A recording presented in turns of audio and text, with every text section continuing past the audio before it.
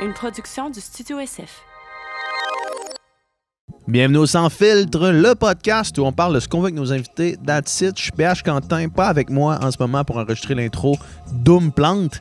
Si vous me regardez sur YouTube, vous savez qu'il y a quelque chose qui est pas normal. En ce moment, je suis à Madrid, et dans le noir, parce qu'on est dernière minute, parce que pour regarder un petit peu derrière les rideaux de la production de podcast, on a enregistré une couple de podcasts avant que je m'en aille en voyage. Et là, pendant que j'étais en voyage, comme deux épais, on a réalisé qu'on n'avait pas fait d'introduction pour ce podcast-ci. Alors, me voilà à 10h le soir sur une terrasse à Madrid, enregistré avec mon petit recorder à côté de moi sur mon téléphone. Donc, je m'excuse pour la qualité et audio et vidéo de cette introduction, mais je vous assure, ça va passer vite. Sur le podcast cette semaine, on a reçu Ève Crépeau, a.k.a. Capitaine Glucide, qui est une nutritionniste du sport qui travaille entre autres avec les athlètes des Carabins de l'Université de Montréal. Et on a reçu aussi Benoît Boulanger, qui est un étudiant au doctorat en nutrition sportive qui s'intéresse principalement au comportement alimentaire et qui est aussi un athlète de CrossFit. Pourquoi deux invités qui ne se connaissaient pas? C'est parce que dans le monde de la nutrition, il y a beaucoup de désinformation. Puis on s'est dit, si on prend deux personnes qui ne se connaissent pas, qu'on les assoit à une table, puis que le consensus autour de cette table-là jaillit, on va pouvoir savoir qu'au moins c'est un consensus qui est clair et qui est éduqué par la science, parce que c'est deux personnes qui sont extrêmement basées sur la science. On parle de l'importance des glucides, de la démonisation des glucides. On parle de comment est-ce que ça agit sur les performances physiques, mais aussi sur les performances cognitives. On déboulonne plusieurs mythes. On déboulonne aussi certaines croyances par rapport aux suppléments. On sait que l'industrie du supplément est en hausse, puis c'est pas tous les suppléments qui sont nécessaires ou même bons. Donc, on parle de tout ça et encore plus. Pour vrai, c'est vraiment une conversation que j'ai adoré avoir. La nutrition, c'est un sujet qui nous touche tous. Ça vaut la peine de l'écouter, d'écouter toutes ces nuances aussi et d'arrêter de voir ça noir ou blanc. Donc, sans plus attendre, je vous souhaite un bon podcast. Le podcast d'aujourd'hui est présenté par Manscaped, nos amis de chez Manscaped, qui nous encouragent depuis longtemps et qu'on aime beaucoup. On utilise personnellement leurs produits. Aujourd'hui, on vous parle du Beard Hedger Kit. Là-dedans, c'est tout ce qu'on a besoin pour avoir une barbe des plus incroyables, une pilosité faciale parfaite. Il y a 6 étapes à suivre, mais ce que j'ai dans les mains, c'est le Beard Hedger. C'est ça. Ça, c'est la chose la plus importante. C'est le clipper pour la barbe qui est vraiment... c'est le meilleur clipper de barbe que moi j'ai utilisé personnellement. Puis ce qui est cool, c'est qu'il y a comme la grille ici que vous pouvez ajuster à même le clipper. Vous n'êtes pas obligé d'avoir 5 embouts différents pour faire les côtés, pour faire la moustache. Si vous voulez une moustache plus longue, vous avez juste besoin de rouler la petite roulette, puis ça va changer la hauteur et la longueur en fait que vous voulez de votre barbe. Moi personnellement, c'est lui que j'utilise tout le temps. Évidemment, on en parle souvent, mais c'est aussi pour vrai le meilleur trimmer de barbe que j'ai utilisé. The best. Puis dans le kit, il y a tout ce qu'il faut pour nettoyer sa barbe, brosser sa barbe. Après ça, une paire de ciseaux pour tailler plus finement tous les petits recoins. Et après ça, une petite huile à la barbe pour qu'elle soit bien reluisante et incroyable. Tout ça avec l'odeur caractéristique des produits Manscaped, qui est l'odeur que je porte tout le temps. C'est mon parfum, c'est mon body wash, c'est mon shampoing de barbe. Et avec le nouvel an, je suis sûr qu'il y a du monde dans votre entourage, ou peut-être même vous, qui avez comme résolution de vous laisser pousser la barbe. C'est quand même un commitment, faut y aller. Puis quand il faut y aller, faut y aller, puis assurez-vous d'y aller avec les meilleurs produits. Donc si vous voulez le kit pour le Beard Hedger ou n'importe quel autre produit qu'on parle tout le temps de chez Manscaped, assurez-vous d'utiliser le code sans filtre pour 20% de rabais et la livraison gratuite. Et en plus, ça va leur dire que c'est nous qui vous envoie, fait que sans filtre, 20% de rabais, livraison gratuite. C'est le temps de pousser votre barbe. Let's go!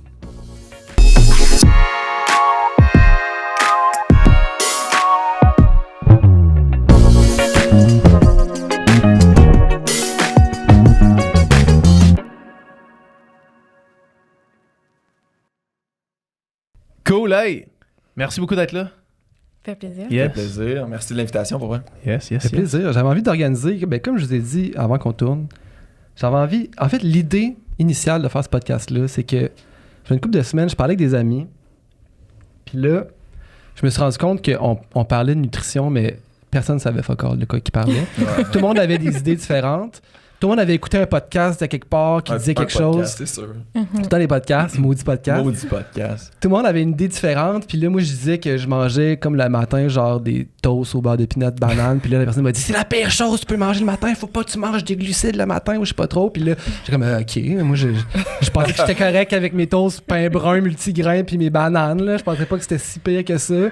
Puis là, une autre personne disait genre faut vraiment manger beaucoup de protéines sinon on va mourir. Là, c'était vraiment c'était intense. Là, fait que là, j'étais comme je pense qu'il faut faire un podcast là-dessus. Je pense qu'on a besoin de ça parce qu'il y a trop puis comme je vous disais tantôt, c'est pour ça que j'aurais pu vous inviter chacun individuellement puis ça aurait été sûrement aussi cool, là, super cool. Mais je me dis, il y a tellement de monde qui s'autoproclame nutritionniste ou qui donne des conseils ici, puis on a tellement d'affaires contradictoires, des fois on ne sait plus comment se trouver. Puis je me suis dit, si on est deux, puis qu'on a un certain consensus, ben peut-être que comme ça veut dire que ça pointe dans une certaine direction. Si au hasard il y en a un de nous deux qui est tout croche, ben ça va comme dans.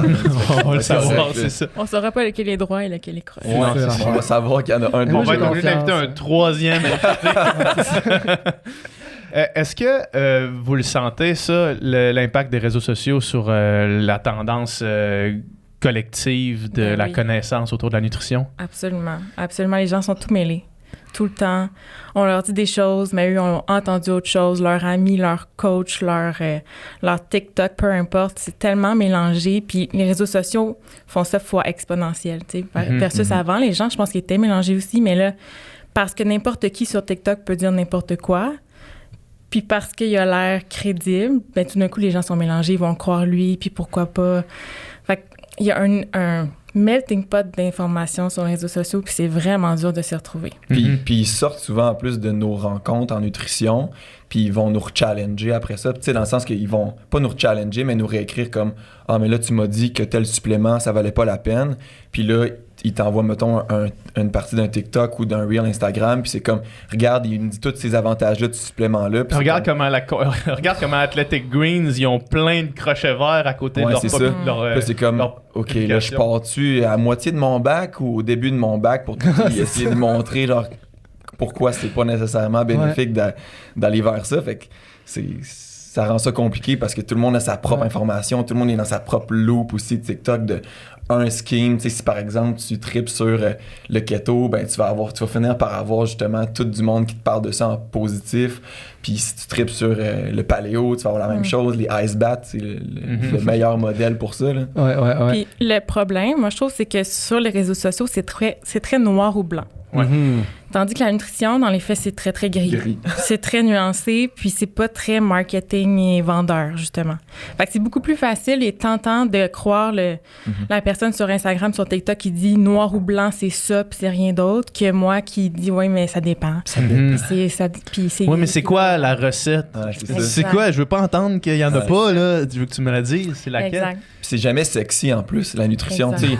Puis c'est tout le temps ça que je dis aux gens que je côtoie ou quand j'en parle, c'est comme, je sais pas moi, c'est tellement pas sexy se faire dire de manger plus de fruits puis de légumes.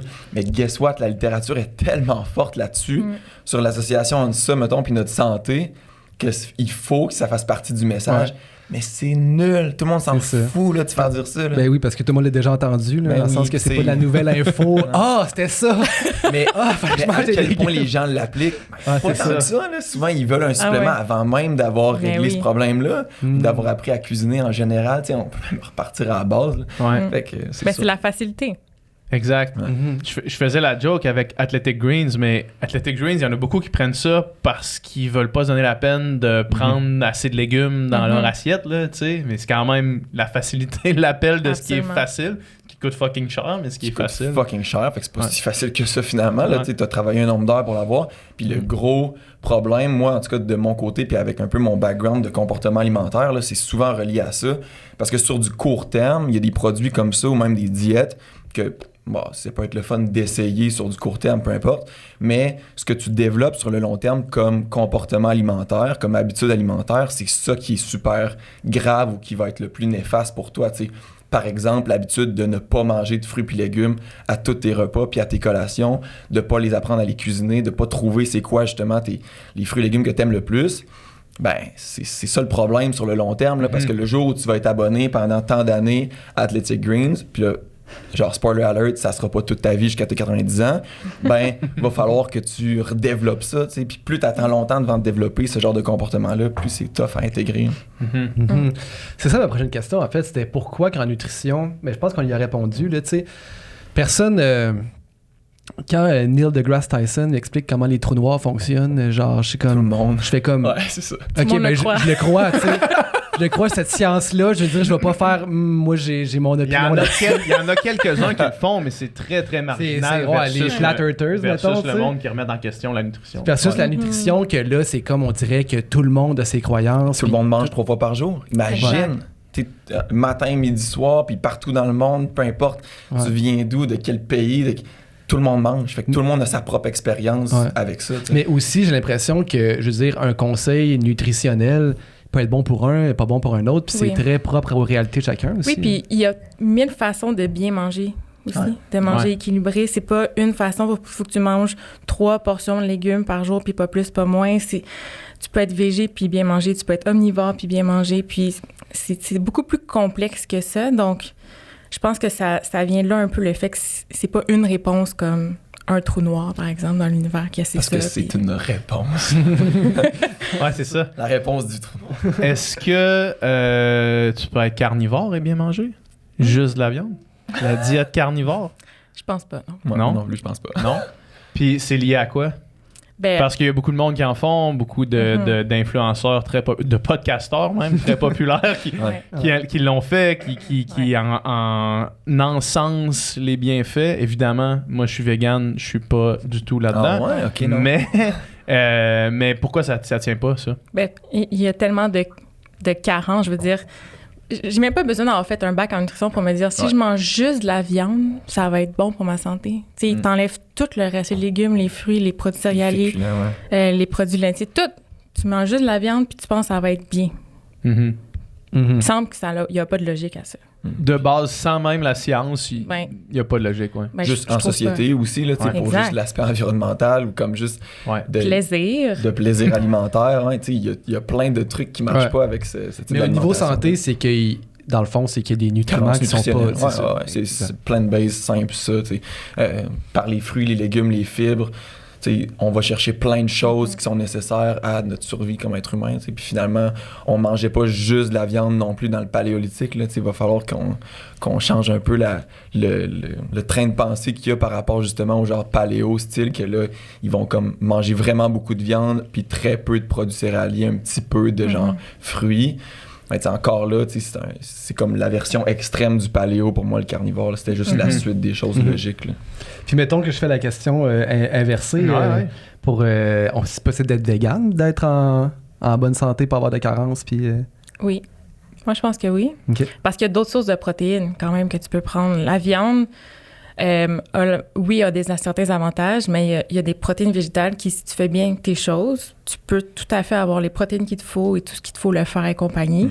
Ça peut être un peu plus complexe, il faut que tu réfléchisses un peu plus puis pas juste enlever la viande puis manger des légumes ad vitam aeternam, mais c'est possible puis on le voit. Puis il y a plein d'avantages en fait aussi à être végane par rapport à... Souvent, il y a plus de glucides. Les glucides, souvent qu'on mange pas assez. On va en parler de ça. Beaucoup de fibres, beaucoup de fruits et légumes. Captain Glucide. Captain Glucide, exact. Je suis fraîche pour ma paroisse. Fait que oui, c'est possible, mais après, ça veut pas dire qu'il faut absolument être végane pour être en santé. Même que je dirais que c'est pas nécessairement... Faudrait pas que ce soit une raison prioritaire dans ton choix alimentaire, que ce soit pour la santé, parce que dans la littérature, c'est pas démontré ça. Oui, il y a quelques différences, par exemple, sur une alimentation plant-based sur vraiment longtemps versus omnivore, mais encore là, c'est pas encore assez grand pour que ce soit réellement causé par ça, selon moi. L'importance pour moi du véganisme ou mettons juste de réduire la consommation de viande en général, c'est de montrer que c'est pas moindre. C'est un test de non-infériorité. C'est égal ou supérieur, mais c'est pas moindre. Puis dans le sport, moi, personnellement, c'est un petit peu ça ma quête. Moi, je mange plus de viande depuis 5 ans, puis c'est un peu là que j'ai commencé à vouloir poursuivre ma carrière de CrossFit. J'ai le goût, par mon éducation en nutrition, qui me permet ça, de montrer que c'est possible d'atteindre un haut niveau de performance dans un sport où la seule chose qui est mesurée, c'est la performance physique en ne mangeant pas de viande. Puis, justement, ça me nécessite, comme tu as dit, beaucoup d'éducation en nutrition. C'est surtout ça, le message clé à en sortir, parce que justement, tu peux pas te lever un matin sans aucune connaissance puis dire je vais juste couper la viande.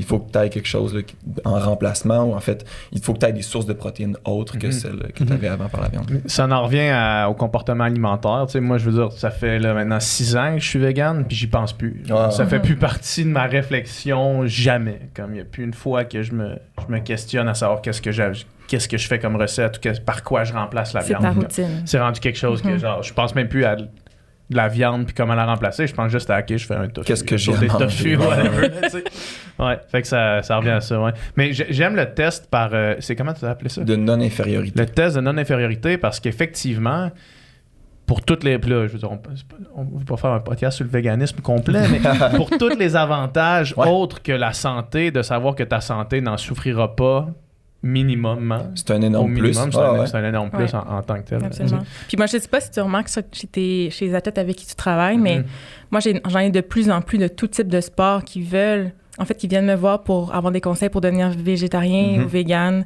Des joueurs de football, même. Réduire la consommation de viande. Les joueurs de football, typiques gros mangeurs de viande, là, il en reste, mais il y en a de plus en plus qui viennent me voir pour changer ce comportement-là. Donc, il y a quand même une tendance qu'on remarque, là, que ce soit au niveau environnement, protection des animaux ou santé, mais je pense qu'il y en a qui pensent que c'est mieux pour la santé aussi. Ouais. Quand on parlait du carnivore tantôt, selon moi, il y a un côté aussi, mettons, niveau masculinité, entre guillemets, toxique, qui vient avec ça. T'sais, les gens vont pas juste changer leur alimentation vers, justement, la diète carnivore, qui est de manger seulement de la viande, pour des raisons de santé ou de perte de poids. Il y en a beaucoup qui vont chercher quelque chose là-dedans qui vient comme les accomplir, ça devient partie de leur identité. Moi, ceux que je connais, c'est très ça, là. Ils s'en foutent un peu de savoir si ça va être mieux ou meilleur. Mais ils mangent de la viande. Ils mangent la viande. Comme les hommes. C'est ça que ça fait mal, les testostérones. C'est ça. Puis ils ont aussi c'est l'industrie de la viande qui a gagné son travail, là. Qui a juste complètement gagné. Pas manger de la viande, c'était comme...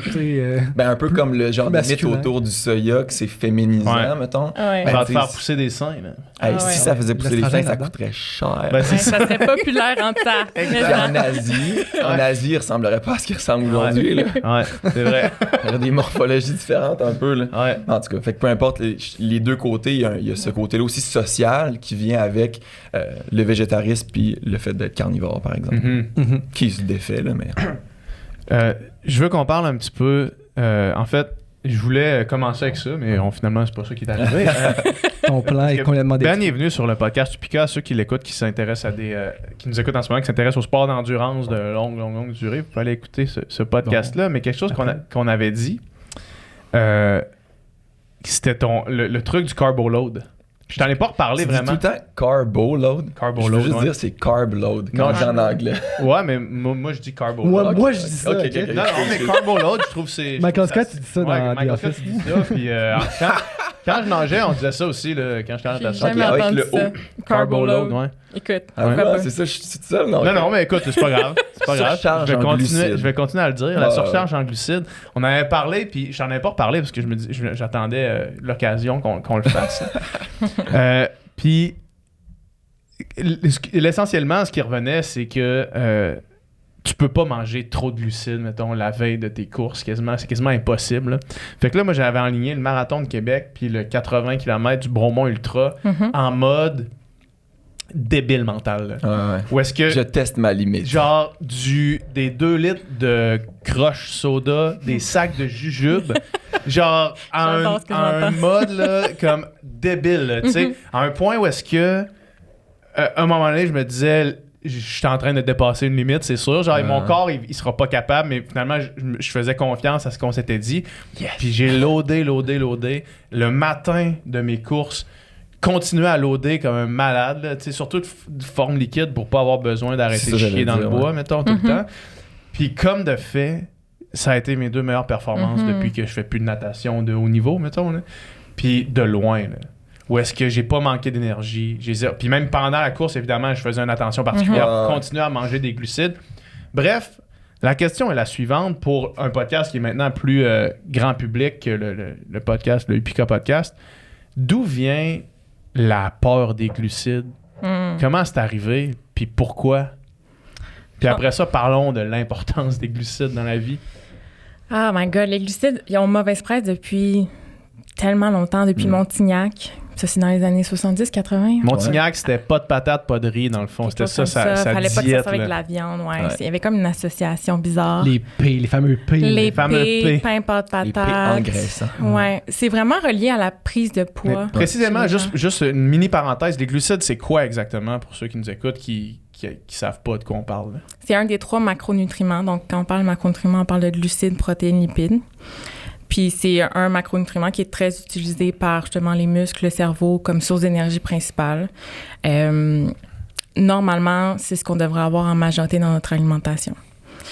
Pourquoi est-ce qu'ils ont mauvaise presse autant? On parle de pâtes, patates, sucre. Riz, fruits, produits laitiers, il y en a aussi dans le lait, dans le yogourt. Évidemment, dans les bonbons. Qui inclut aussi les fibres là-dedans, le sucre ajouté, le sucre naturel d'un aliment, les fibres, l'amidon. C'est quand même un bon melting pot de beaucoup de choses qui est utilisé par le corps pour, comme tu disais, faire des contractions musculaires au final. Puis, les protéines ont eu leur moment de gloire, l'ont encore, à mon avis. Ils sont très, très, très populaires. Les lipides l'ont eu. C'est bizarre. Malgré eux. C'est bizarre. Tu dis, les lipides, c'est du gras. Tu pourrais dire, si je mange du gras, je vais prendre du gras. Mais non, les gens font plus l'association avec les glucides. Je cherche pourquoi. Je sais pas, mais c'est... Moi, je le vois là, quasiment tous les jours avec les clients avec qui je travaille. Les glucides, ils ont peur de ça comme la peste. Faut pas que j'en mette trop. C'est extrêmement rare que je vois des gens qui en mangent trop. C'est vraiment plus le contraire. C'est sûr qu'en plus, je travaille avec des sportifs qui en ont besoin encore plus normalement. Mais les gens, on l'associe à quelque chose de toxique. Il y a eu plein de marketing, de livres en lien avec le sucre. On dirait qu'on met tous les glucides dans le même panier. Puis tu le disais, il y a les sucres naturels dans le riz, tu as le sucre dans tes Smarties. C'est du sucre, c'est des glucides, mais évidemment, ça n'aura pas le même impact sur ton corps. Mais on les a tous mis dans le même panier, puis on s'est dit, si les glucides, c'est mal, puis si je veux perdre du poids, puis parce que tout le monde veut perdre du poids, ou presque, en tout cas, c'est très, très, très normalisé dans notre société, mais on va couper les glucides. Puis c'est le premier réflexe de tout le monde. Je veux perdre du poids, je coupe les glucides. Peu importe patate. Puis ça marche quand même, si c'est ça ton objectif? Ça marche dans le court terme? Ça dépend qu'est-ce que tu veux dire par ça marche, parce que tu sais, au final, si tu veux te malnutrir pendant un certain temps, tu sais, mettons que t'es à l'hôpital, t'es malnutri, t'absorbes vraiment pas grand-chose, t'as de la misère à manger, ben tu vas perdre du poids puis tu vas avoir réussi ta perte de poids, mais c'est réellement ça qu'on cherche souvent dans la vie de tous les jours, ben non, tu sais. Puis encore là, j'ajouterais même le bémol, tu sais, est-ce que c'est réellement une perte de poids que tu as besoin ou d'un changement d'habitude alimentaire, un changement d'habitude d'activité physique qui va peut-être occasionner à un changement de poids sur la balance. Au final, on s'en tape un peu de où ça mène. Ce qui va être associé justement à une meilleure santé ou à ton objectif, peu importe c'est quoi, c'est beaucoup dans le changement de comportement alimentaire puis le changement de niveau d'activité physique souvent qui va être relié à ça. Oui, bien sûr, dans ton assiette, tu peux réduire la portion de glucides pour réussir à avoir un déficit énergétique, perdre du poids, mais ce que beaucoup de gens font, c'est qu'ils font juste le couper totalement. Ils vont manger de la salade avec du poulet classique là, ou du tofu, peu importe, puis ils vont trop les couper. Puis là, ça peut mener à des cravings parce que ton cerveau, il a quand même besoin de glucides dans la vie, puis ton corps aussi. Puis là, le soir, tu vas avoir des cravings que tu vas manger, mais ça sera pas du riz brun. Ça va sera être pas des carottes, des bonbons, peu importe, de la crème glacée, parce que ton corps en a besoin. Mais est-ce que ça vaut la peine de couper ton riz dans ton assiette qui te donne plein de nutriments, des fibres, des choses comme ça, puis d'aller manger des bonbons le soir parce que veux pas, t'en as besoin. Fait qu'il y a toute cette roue-là, puis là, ça mène à la culpabilité, puis les conclusions. Puis ce cycle-là, il est vraiment bien démontré dans la littérature. Là, je ramène tout le temps ça à, mettons, mon dada qui est comportement alimentaire, mais au final, le cycle de restriction puis de ce qu'on appelle la désinhibition, qui est la perte de contrôle par rapport aux aliments, c'est tellement fortement relié. Du moment que tu augmentes ton niveau de restriction dans ta vie alimentaire, ta désinhibition va suivre là, systématiquement ensemble. Fait que, c'est à chaque fois que tu coupes un aliment, dans une marge que justement ça va créer un besoin à ton corps, ben la perception ou ton cerveau, sa capacité de vouloir cet aliment-là va tout le temps augmenter, puis il va créer justement ces situations-là de perte de contrôle qui suivent de culpabilité, qui augmentent la restriction, qui finalement augmentent la perte de contrôle par rapport aux aliments. C'est une roue infinie du trouble du comportement alimentaire, mais que c'est pas juste les personnes qui sont à l'éclaircie là, qui vivent ça, là, c'est qu'il y a un centre pour personnes justement anorexiques, mais c'est monsieur et madame tout le monde qui justement veut perdre du poids ou qui a un problème avec leur composition corporelle ou leur perception de leur composition corporelle là, dans la majorité du temps. Puis là, tu disais, tu sais, ben là, souvent, si on va couper les glucides, on va avoir des cravings le soir, puis on va manger de la crème glacée, des affaires comme ça. Donc, est-ce qu'il y a des meilleurs glucides que d'autres? Est-ce qu'il y a quelque chose qui serait très sucré, c'est moins bon? Parce que dans l'exemple que je donnais, je descendais des 2 litres de crush soda. Là, Vas-y. Ce qui est parfait pour une surcharge en glycogène. Ouais, un carbo load. Un carbo load, exactement. La nouvelle façon de le dire. C'est la nouvelle tendance. C'est parfait parce que cette journée-là, tu veux pas des tonnes de fibres. Parce que là, tu vas aller aux toilettes un temps puis un autre. Il n'y a rien de pire qu'arrêter aux toilettes dans un marathon. C'est pas assez long pour que ça vaille la peine. C'est moins le fun. Ça fait littéralement chier. Là. Exact. Donc, il y a des moments où est-ce que des sucres rapides comme ton crush, les bonbons et tout ça, ça vaut la peine pendant une course, avant, des choses comme ça. Mais évidemment, si dans ton repas, ta portion de glucides, c'est du crush soda, moins intéressant. Et puis pourquoi c'est moins intéressant? Parce qu'il y a moins de fibres, il y a moins de vitamines, minéraux. Souvent, la différence avec les glucides, c'est au niveau de la vitesse d'absorption. Puis on parle souvent d'indice glycémique, là, qui est justement pas extrêmement utile finalement au day-to-day, mais la différence entre, par exemple, le riz puis le sucre blanc direct, ben, c'est la vitesse d'absorption, la capacité de ton corps à défaire ce qui est attaché au sucre puis à l'absorber par la suite. Cette vitesse-là d'absorption va impacter, par exemple, la sécrétion d'insuline ou tout ce qui permet de le faire rentrer dans les cellules en général. Fait que pour moi, il n'y a pas de bonnes puis de mauvaises sources de glucides. Il n'y en a pas. Ça a juste des utilités différentes. Tu sais. Un repas, tu veux avoir justement de l'énergie qui te soutient plus longtemps. Tu as la possibilité de digérer. Fait que tu vas avoir une source de glucides qui va être peut-être absorbée plus lentement, qui va te permettre d'avoir une énergie plus constante. C'est aussi pourquoi on veut des légumes avec ça, qu'on veut aussi une source de protéines. Ça ralentit l'absorption de nos glucides. Versus le crush que tu calais avant ta course. Tu veux de l'énergie constante, mais on va taper le plafond non-stop pendant toute la course le plus possible. Fait qu'on s'en fout du crash que ça peut occasionner. On va tout le temps essayer de il n'y aura pas de crash si tu manges à chaque 20 minutes. Exact. Puis des sources rapides, ça va te permettre de rapidement l'absorber aussi. Puis tu sais, quand tu parles de bon puis de mauvais, dans notre société, on a tendance à vouloir beaucoup classifier les aliments bons et mauvais. Puis ça, c'est, je pense, un gros problème qui crée justement des interdits. Parce que dès que tu manges un aliment qui est classé comme mauvais, mettons la crème glacée, mais là, tu te sens coupable. Puis tu te dis, il va falloir que peut-être je fasse du sport pour compenser ça ou que je mange moins demain ou peu importe.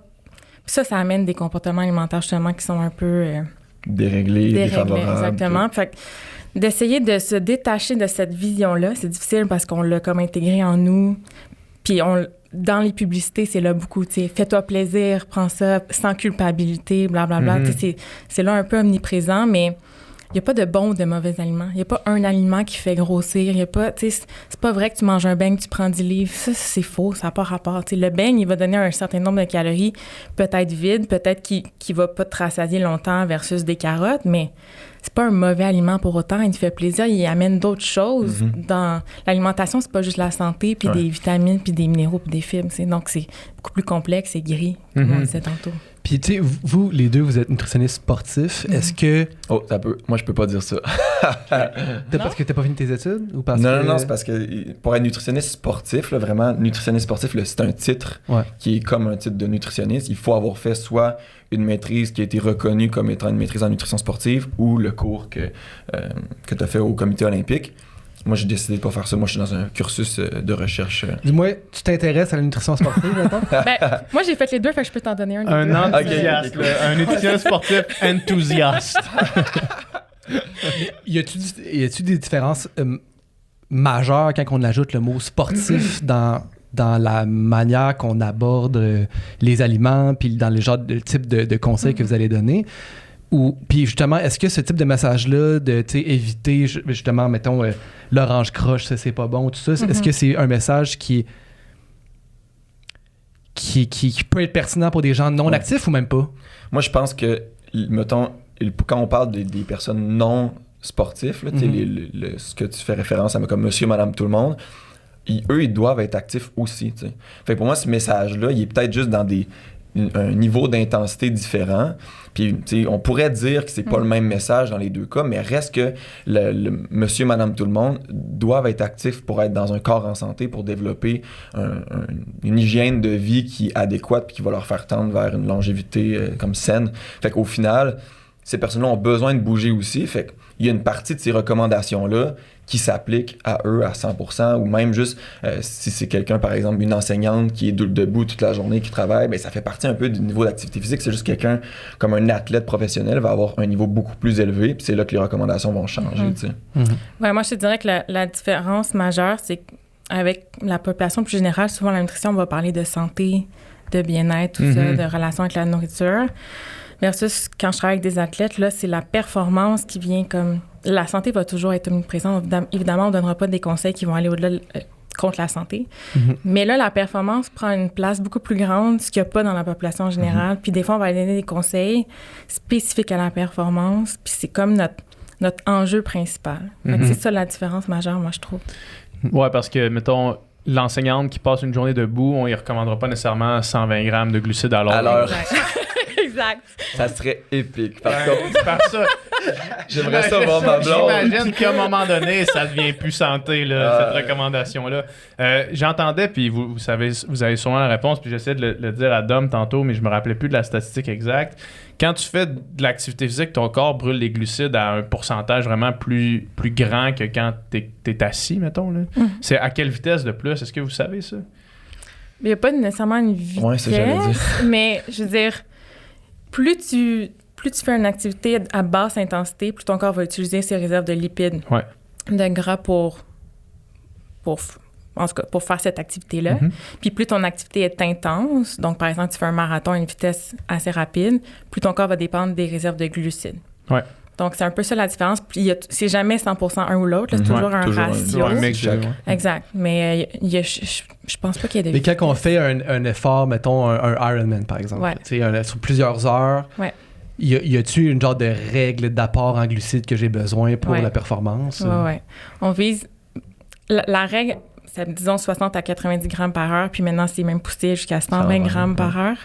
Okay. Ce qui est quand même assez... c'est débile, là. C'est beaucoup, là. C'est beaucoup de pratique pour se rendre jusque-là, parce que sinon, si tu prends juste des gels pendant 12 heures de temps, ça va mal se passer. Puis il y a beaucoup de gens qui font l'erreur de pas pratiquer la nutrition avant leur Ironman. Ils vont se dire, ça va aller le jour de la course, puis finalement, ça passe pas au niveau de la digestion parce que de consommer autant de glucides à l'heure pendant que tu fais un effort élevé, t'as de la diarrhée, t'as le goût de vomir, ces choses-là. Mais pourtant, ça ajoute tellement... J'avais vu une statistique à un moment donné sur les gens qui faisaient un Ironman. Plus ils consommaient de glucides pendant leur course, meilleure était leur performance, mais aussi plus grand était leur problème digestif. C'était corrélé. Corrélé fortement. Ouais. Exactement. Donc, si tu as appris à bien tolérer les glucides pendant l'effort, tu as clairement un avantage par rapport aux autres. 100%. Là, on parle de gens qui font des efforts longs. Là, de plus de 2 heures et demie. C'est ça, j'allais dire. Ouais. Souvent, on va toujours à l'extrême, mais moi, même que dans des sports de haute intensité, justement style CrossFit, style hockey, un sport où ça se joue des fois, dès que ça dépasse 1h30, ça peut être intéressant d'intégrer des glucides intra-entraînement. On s'entend, on est loin de 90 grammes à l'heure, là, mais reste que cette source-là de glucides intra-effort peut avoir des bénéfices sur la performance directe, puis aussi sur ta capacité de récupérer de cet effort-là. Puis c'est classique, justement, mais tu as plusieurs matchs de hockey relativement de suite, soit dans un tournoi, ou même les gars de la LNH, souvent dans une saison, c'est quand même assez rapproché, les matchs. Fait qu'ils ont besoin d'avoir un processus de récupération qui est maximisé pour toujours bien se sentir avant le prochain match. Fait que même dans des trucs moins longs que le fameux 2h30 plus, ça reste intéressant d'avoir des glucides intra-entraînement. Là. Absolument, mais c'est difficile. On dirait que, en tout cas, je sais pas pour toi, mais moi, les athlètes avec qui je travaille sont pas vendus à l'idée de manger des glucides pendant l'effort. Non. Je travaille, par exemple, avec les joueurs de baseball Québec qui ont des pratiques de 3 à 4 heures par jour, puis Il a fallu les inciter à avoir des collations pendant ça parce que la plupart, avant, faisaient leurs 3-4 heures sans aucune collation, puis c'était comme normal. Je travaille avec les joueurs du CF Montréal. Même chose, pendant un match, à la demi, il faut les forcer à manger, puis même là, la culture du sport est comme pas rendue là. Puis c'est difficile. C'est plus implanté dans les sports style Ironman puis tout ça que dans les... Mais juste, tu sais, Dom, je te pose la question. On a fait de la natation pendant longtemps, jusqu'au secondaire 5. Moi, j'ai continué après ça. Combien de fois tu t'es fait dire, mettons, dans nos 8 ans de natation, combien de fois tu t'es fait dire « mange des glucides » ? Moi, je me souviens de 2 choses. Je me souviens que notre coach, Joanne, disait un lait au chocolat après l'entraînement, c'est bon. Okay. Je me souviens qu'à un moment donné, on avait rencontré une nutritionniste, tu te souviens-tu? Il était comme, je pense qu'il était étudiant à l'Université Laval. À côté du stade couvert, là. Puis on était comme un peu, pas leur cobaye, mais tu sais, il venait, puis il nous avait donné des trucs. Il faisait un stage, puis il nous avait comme fait... puis moi, je me souviens de ça, que les triscuits, c'était great. Les triscuits, c'est plein de films. Non, mais pas nécessairement à l'entraînement, mais mettons les triscuits, mettons en termes de craquelin, c'est great. Mais je t'ai posé la question. Je m'achète encore des triscuits à l'épicerie. C'était un peu une question rhétorique, sauf que t'as vraiment pas répondu ce que je voulais que tu répondes. Là. Mais c'est un très bon exemple. Moi, c'est que j'ai jamais... Mettons, j'ai nagé jusqu'à mes 5 années universitaires à l'université. Fait que j'ai nagé au-dessus de 20 ans, là. Et je me suis jamais... Il y a personne qui a eu une intervention en me disant « Hey, quand tu nages là, 4 heures dans une journée, tu devrais prendre des glucides. Puis le soir, en revenant chez vous, tu devrais loader de glucides pour le lendemain. » On m'a jamais dit ça. Parce que, même au contraire, excuse-moi, les filles se faisaient dire de pas prendre de Gatorade, de pas prendre de frites en camp d'entraînement. Genre, c'était... Fait que ça part de loin, là. Absolument. Fait que même les sports comme tous les sports de triathlon, je veux dire, en athlétisme, d'après moi... Il y a ce problème-là aussi. Là, puis la natation, c'est tellement un bon exemple parce que c'est rough comme entraînement. C'est super tôt le matin. C'est souvent 2 heures. La plupart des gens vont pas avoir mangé ou très peu. Pendant les 2 heures, je serais surprise du nombre de personnes qui mangent des glucides. Jamais. Zéro. On mangeait jamais. Mais on déjeunait pas. Ou on prenait un verre de jus d'orange, genre, le matin. C'est ça, à peine. Parce qu'il est 4h15, puis... exact. Mais 2 heures d'entraînement... 2 heures d'entraînement, tu devrais avoir un peu de glucides pendant. Ben oui. Puis là, après, tu as un autre entraînement dans ta journée. Donc, le après est super important, beaucoup plus qu'un lait au chocolat, techniquement. Fait il y a 2 tellement de toasts au choses. fromage au petit déjeuner qu'on prenait nous autres entre les entraînements. That's it. Mais vous deviez vous en foutre, dans le sens que, genre, tu sais, vous preniez ça par plaisir alimentaire, là, vous deviez probablement pas vous dire... C'était pas par fonction. C'était pas par fonction. À l'époque, au secondaire, moi, j'avais aucune conscience nutrition. Genre, manger un peu n'importe quoi. Puis même on venait de compétition, on arrêtait au McDo, genre 4 cheese doubles. C'est comme, c'était vraiment soit pas assez, soit vraiment trop.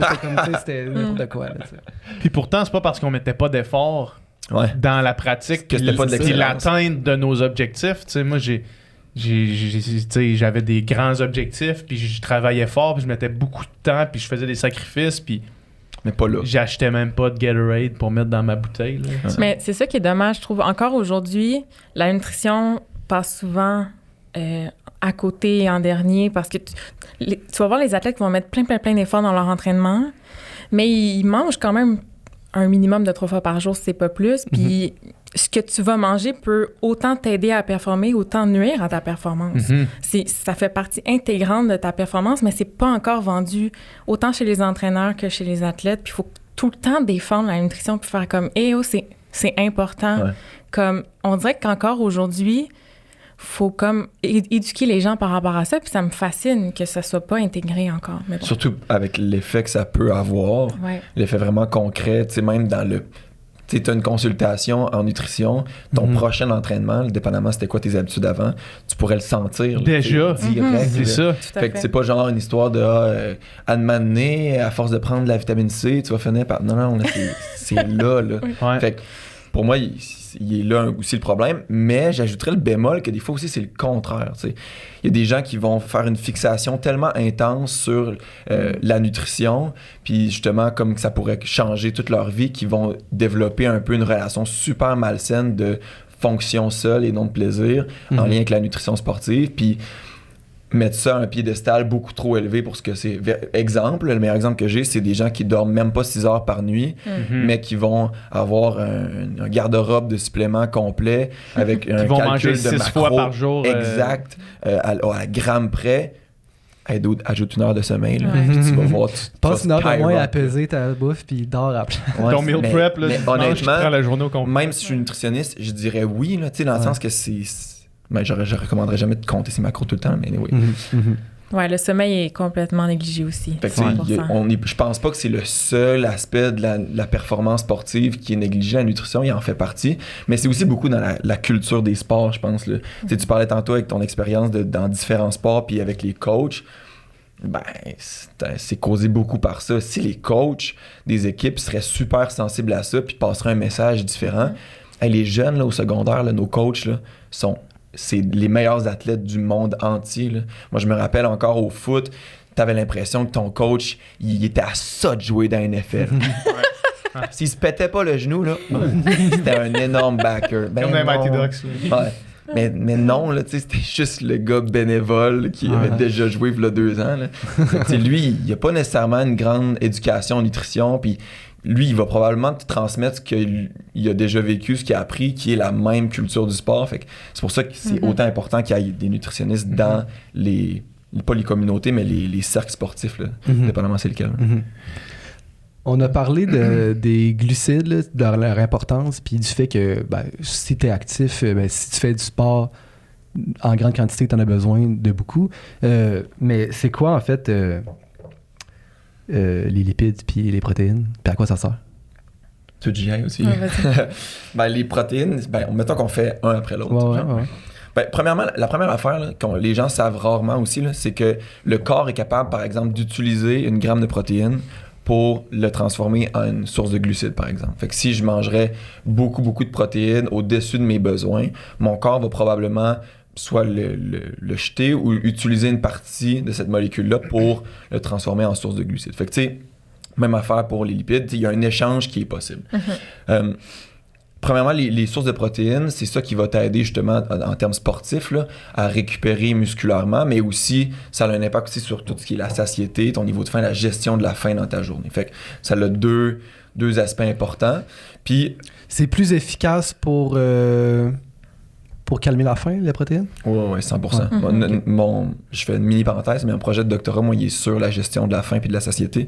Puis, parmi les différentes consignes qu'on intègre dans une diète non restrictive très rassasiante, le number one thing, c'est augmenter l'apport en protéines des personnes. T'as les protéines, t'as les fibres qui font cet effet-là surtout. Là. Okay. Donc, un repas qui aurait les deux, normalement, fera en sorte que t'aurais pas faim 1/2 heure après ton repas. Okay. Puis au niveau des lipides... Puis juste une parenthèse sur les protéines. Moi, évidemment, depuis que je suis vegan, c'est la chose que j'entends le plus souvent. Tu sais, ouais, mais tu vas manquer de protéines, puis tout. Puis, c'est quoi parce que je sais qu'il y a une quantité maximale que ton corps peut utiliser comme pour la synthèse des muscles puis pour les fonctions de protéines avant qu'ils soient transformés en autre chose. Là. C'est quoi ça? Cette quantité-là, puis ça ressemble à quoi pour un être humain normal? Donc, la quantité de protéines qu'on doit viser par jour. Parce que j'ai l'impression que le monde en mange trop. Là. Peut-être que moi, soit j'entends du monde qui disent en général, le monde mange en masse de protéines, ou soit j'entends du monde dire on mange vraiment pas assez de protéines en général, il faut vraiment checker ça, puis c'est important. Mais au Canada, statistiquement, en épidémio, on mange assez de protéines. Ouais. Mais ça, c'est-tu du 1v1, consultation, dans le sens que la personne que je croise dans la rue, elle peut être ceux qui tirent vers le bas, puis elle peut être celle qui tire hyper vers le haut. Le nuage de points de ces stats-là est énorme. Là. Fait que, overall, on en mange assez, mais là, je sais ce que tu parles. Mais tu sais, moi, dans les clients avec qui je travaille, la majorité en mange assez si c'est pas trop. OK. Mais on peut en manger trop. On peut en manger trop. Parce qu'après ça, c'est de l'énergie, dans le fond. À un certain niveau, ton corps, il absorbe ça pas. sert à rien. Ça coûte juste cher pour rien. C'est ça. En fait, c'est que souvent, tu vas manger moins de glucides. Ouais. Parce que tu vas manger plus de protéines, puis à un moment donné, il y a une certaine limite que tu vas manger. Tu vas manquer de glucides. Fait que ça sera pas optimal. Ouais. Puis, en fait, beaucoup de gens mangent suffisamment de protéines, mais les protéines sont mal réparties dans la journée. Ça, c'est une lacune que je vois là, presque chez tout le monde. Beaucoup trop de repas comme dîner, souper, vraiment pas assez déjeuner, collation. Puis ce qui a été démontré dans la littérature, c'est pour optimiser la synthèse musculaire, il faudrait idéalement répartir ces protéines en 0,3 à 0,4 grammes par kilo de poids corporel par repas. Ça équivaut à peu près à 20 à 30 grammes. Des fois 40, ça dépend du poids, évidemment. 20 à 30 grammes de protéines par repas et collation, idéalement, pour optimiser la synthèse musculaire, ce qui est normalement voulu chez un athlète. Par repas et collation, puis ça veut dire qu'on en compte combien dans une journée de repas et collation? Tout dépend de tes besoins. 5, 6, 7. Ça dépend. Ça peut être 4, ça peut être plus. Puis 20 grammes de protéines en collation, 20 à 30 grammes de protéines en collation, c'est quand même c'est pour ça que une grosse collation. Souvent, ce qui arrive, c'est que ça fait plus du 10, 15 aux collations, puis du 30, 40 au repas. Là. C'est pas l'idéal, mais petite parenthèse à ça, le classique gym bro là, qui mange 12 fois dans une journée, ben, c'est à cause de cette littérature-là qui fait ça. Exact. Ils sont pas tous fous. Là. Fait que ça, c'est bon. Les gym bros là-dessus... les collations de poulet, brocoli à chaque 3 heures. Je me suis toujours passé la remarque, tu sais, parce que moi j'ai commencé dans ce bain-là de gym bro. C'est ça qui m'a intéressé à la nutrition sportive de base. Puis là, en me rendant compte que le 3/4 des affaires là-dedans sont wrong, mais il y a une couple de trucs quand même qui sont... Ça part pas de rien. En fait, il y a rien qui part de aucune donnée ou de personne qui a sorti ça de sa tête au hasard. Mais reste que ça, c'est un premier truc que j'ai fait. Ah, OK. Il avait compris, là. Il avait compris quelque chose. Parce que si je mange mon gros T-bone pour souper, c'est possiblement que... C'est sûr que c'est trop. C'est sûr que c'est trop. Déjà, une poitrine de poulet de base de 200 grammes, classique que tout le monde mange, hein, c'est ça. C'est déjà 60 grammes de protéines à peu près. Fait que c'est 2 fois plus que ce que tu en aurais besoin. Fait que le reste, tu fais juste le dépenser en... ça devient de l'énergie, ça devient des calories. C'est que ce repas-là, tu devrais diviser en 2. Déjà, il serait plus optimal. Une poitrine de poulet. Et une poitrine... Fait que des fois, le monde mange 2 à 3 poitrines de poulet. Exactement, là, exactement. Mais ça dépend de ton size. Un quart de poulet ou un demi-poulet ou un quart de poulet Saint-Hubert. Juste pour que je puisse le voir dans la tête. Une poitrine, c'est le quart d'un poulet. Là, c'est gros de même. Mais... ça dépend. Juste quand je vais chez Saint-Hubert, juste pour le voir. Une cuisse de poulet, c'est assez. Fait que le combo demi-poulet. Ribs et demi-poulet, là, c'est trop de protéines. Ouais. mais j'ajouterais qu'il n'y a pas beaucoup d'effets néfastes rapportés à manger trop de protéines. C'est pas l'idéal, comme elle a dit. Le premier effet, c'est que tu manges moins de d'autres choses. On parlait en plus tantôt au niveau du rassasiement, de la gestion de la faim. Beaucoup de protéines, ça comble ta faim très rapidement. Souvent, tu vas réduire sur tes légumes, puis après ça, sur tes glucides ou l'inverse. Fait que c'est souvent qu'est-ce que tu mangeras pas. C'est qu'est-ce que tu mangeras pas à force de manger ça. Parce que il y a toujours possibilité d'évacuer ou de réutiliser les protéines que tu as mangées. Puis, tu sais, au niveau du rein, là, le classique, la mère d'un ado qui commence à prendre de la poudre de protéines, là, j'ai ça très régulièrement. La classique mère d'un ado qui prend de la poudre de protéines? Non. La mère s'inquiète de son ado. Non, le classique des mères classique qui prennent de la poudre. Tout le monde parle. Ils sont toutes c'est fake. Mais non, il s'inquiète pour son ado. C'est comme, les reins.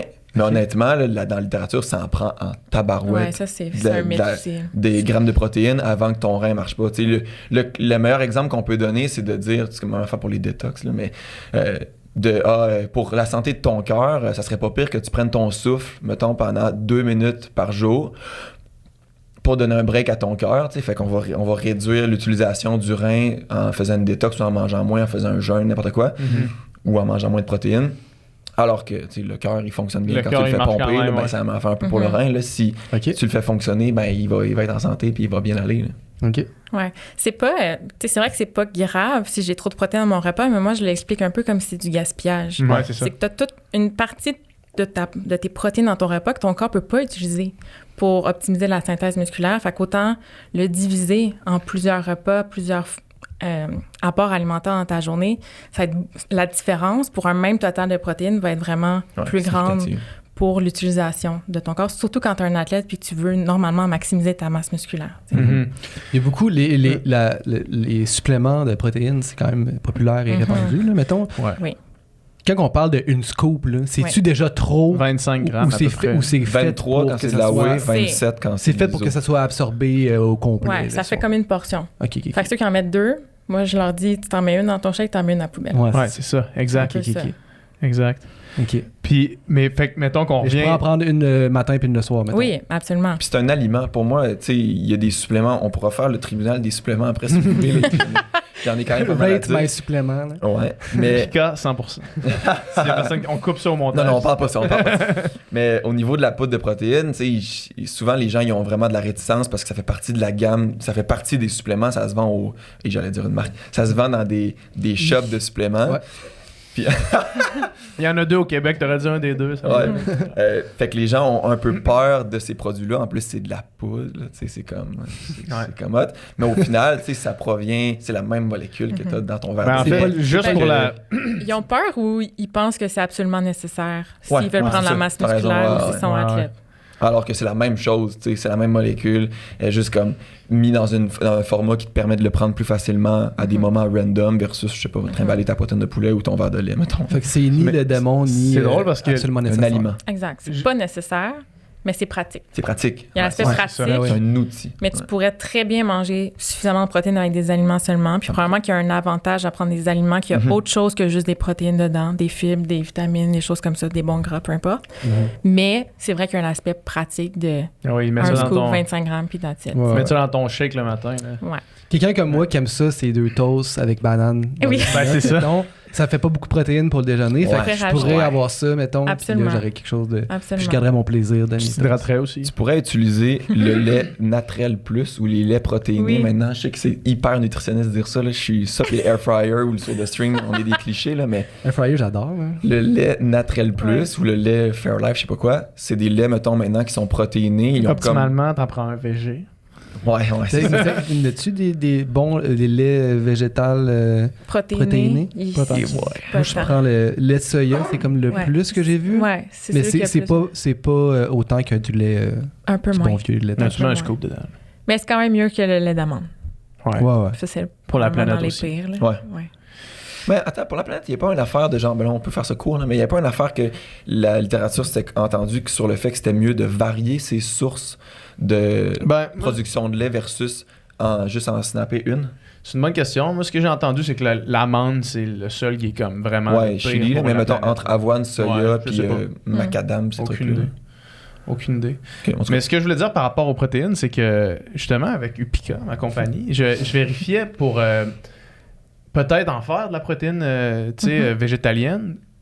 Puis je me suis informé à Santé Canada. Puis Santé Canada, ça prend un numéro de produit de santé naturelle pour vendre des suppléments. Mais pour la protéine, ça tombe dans la catégorie food. Puis fait que c'est de la nourriture, en fait, un supplément alimentaire. Fait que t'as comme pas besoin d'avoir ta certification là, de numéro un de produit aliment. naturel. Ouais, c'est c'est un pour ça aliment, que c'est je suis tout le temps. Ça peut être remplacé par la farine dans des recettes. Puis ça peut être. J'ai fait des hyper crêpes intéressant. protéinées l'autre fois, là, justement, avec ma whey à la place de prendre la farine. Puis c'était de la bombe. Là. Ça a tenu, puis c'était cool.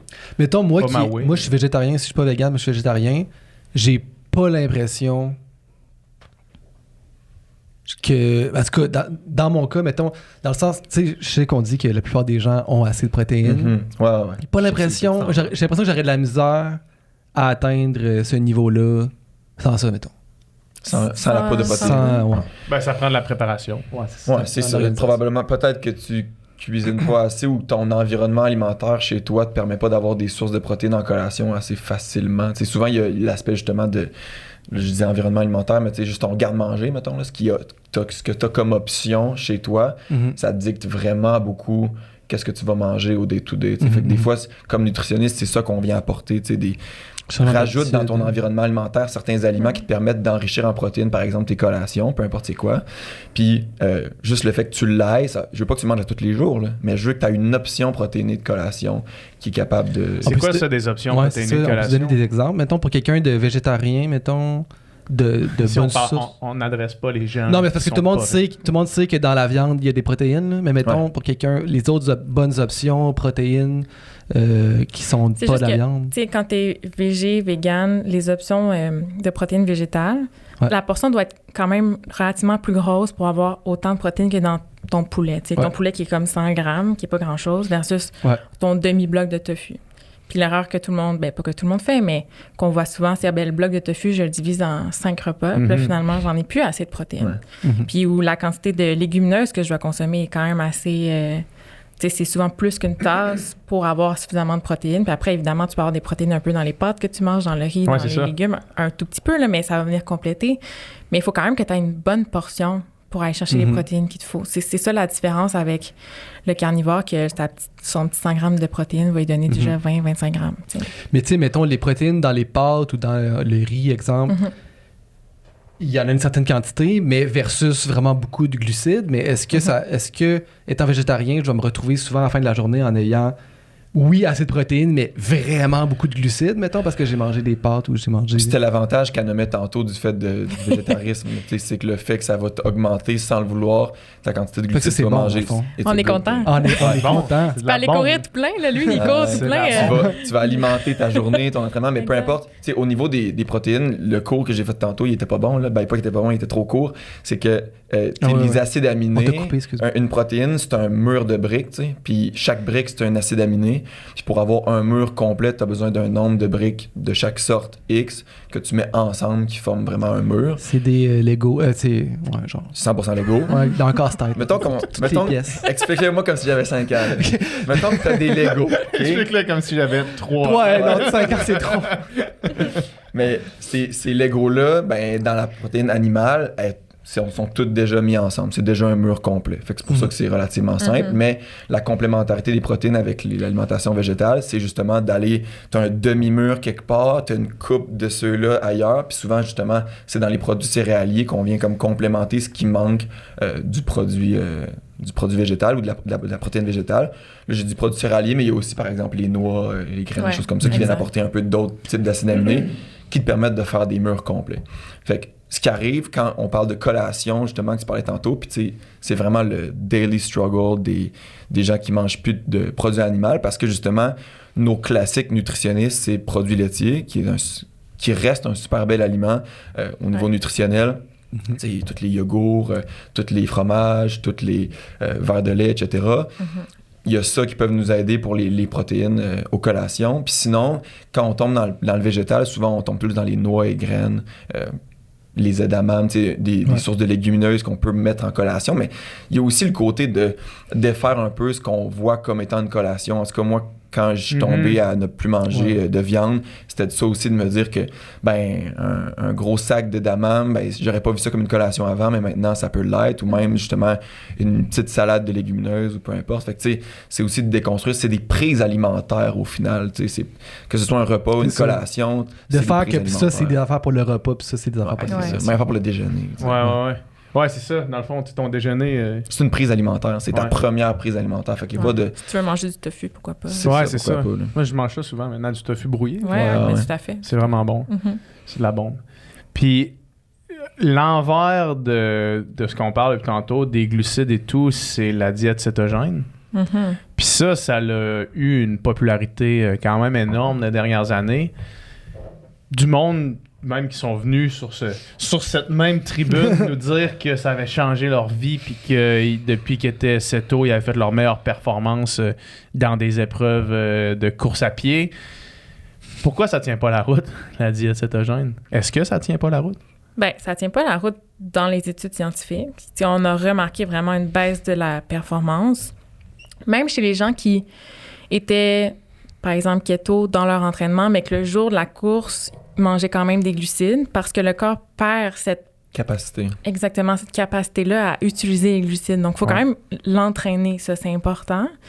Puis, je l'ai dit tantôt, plus l'effort est intense, donc normalement, quand je veux performer, ça va être plus intense, plus je dépends de mes réserves de glucides. Donc, nécessairement, si ce que j'ai en moi, c'est plus de réserves de glucides, mais plutôt des réserves de gras, parce que je mange quasiment juste des gras, bien là, nécessairement, je vais soit ralentir à la course ou mon intensité va diminuer et donc ma performance va diminuer aussi. Puis, mais attends, il y a une raison hyper comme...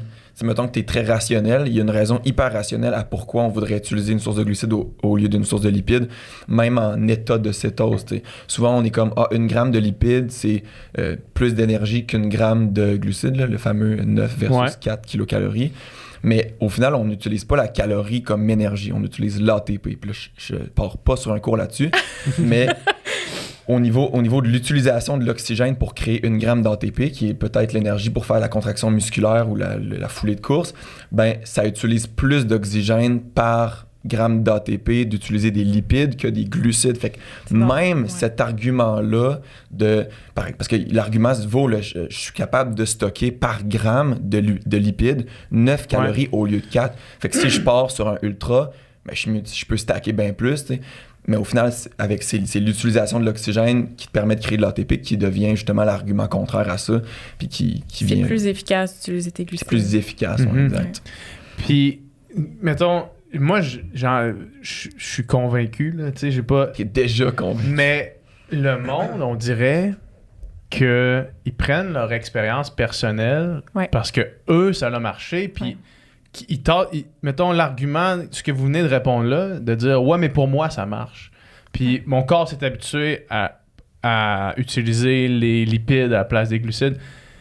Est-ce que vraiment l'expérience individuelle de quelqu'un, c'est de la bullshit aux yeux de la science, là? Tu sais, c'est comment est-ce qu'on réconcilie ça? Parce que, tu sais, ce que Dom disait tantôt, de quand t'es dans une journée, puis là, t'es dans une soirée, puis là, tout le monde parle de leur affaire. Il y en a tout le temps un, hostie, que lui, il est keto, puis lui, là, son corps, il s'est habitué, puis ça marche tellement mieux, puis depuis qu'il est keto, il y a tellement plus d'énergie. Plus de concentration. Est-ce que ça se peut que pour cette personne-là, ça marche, ou c'est juste qu'il se convainc lui-même que ça marche, puis il a comme oublié c'est quoi vraiment avoir de l'énergie? Là? Écoute, l'effet placebo est très, très puissant. Ouais. Si c'est ça.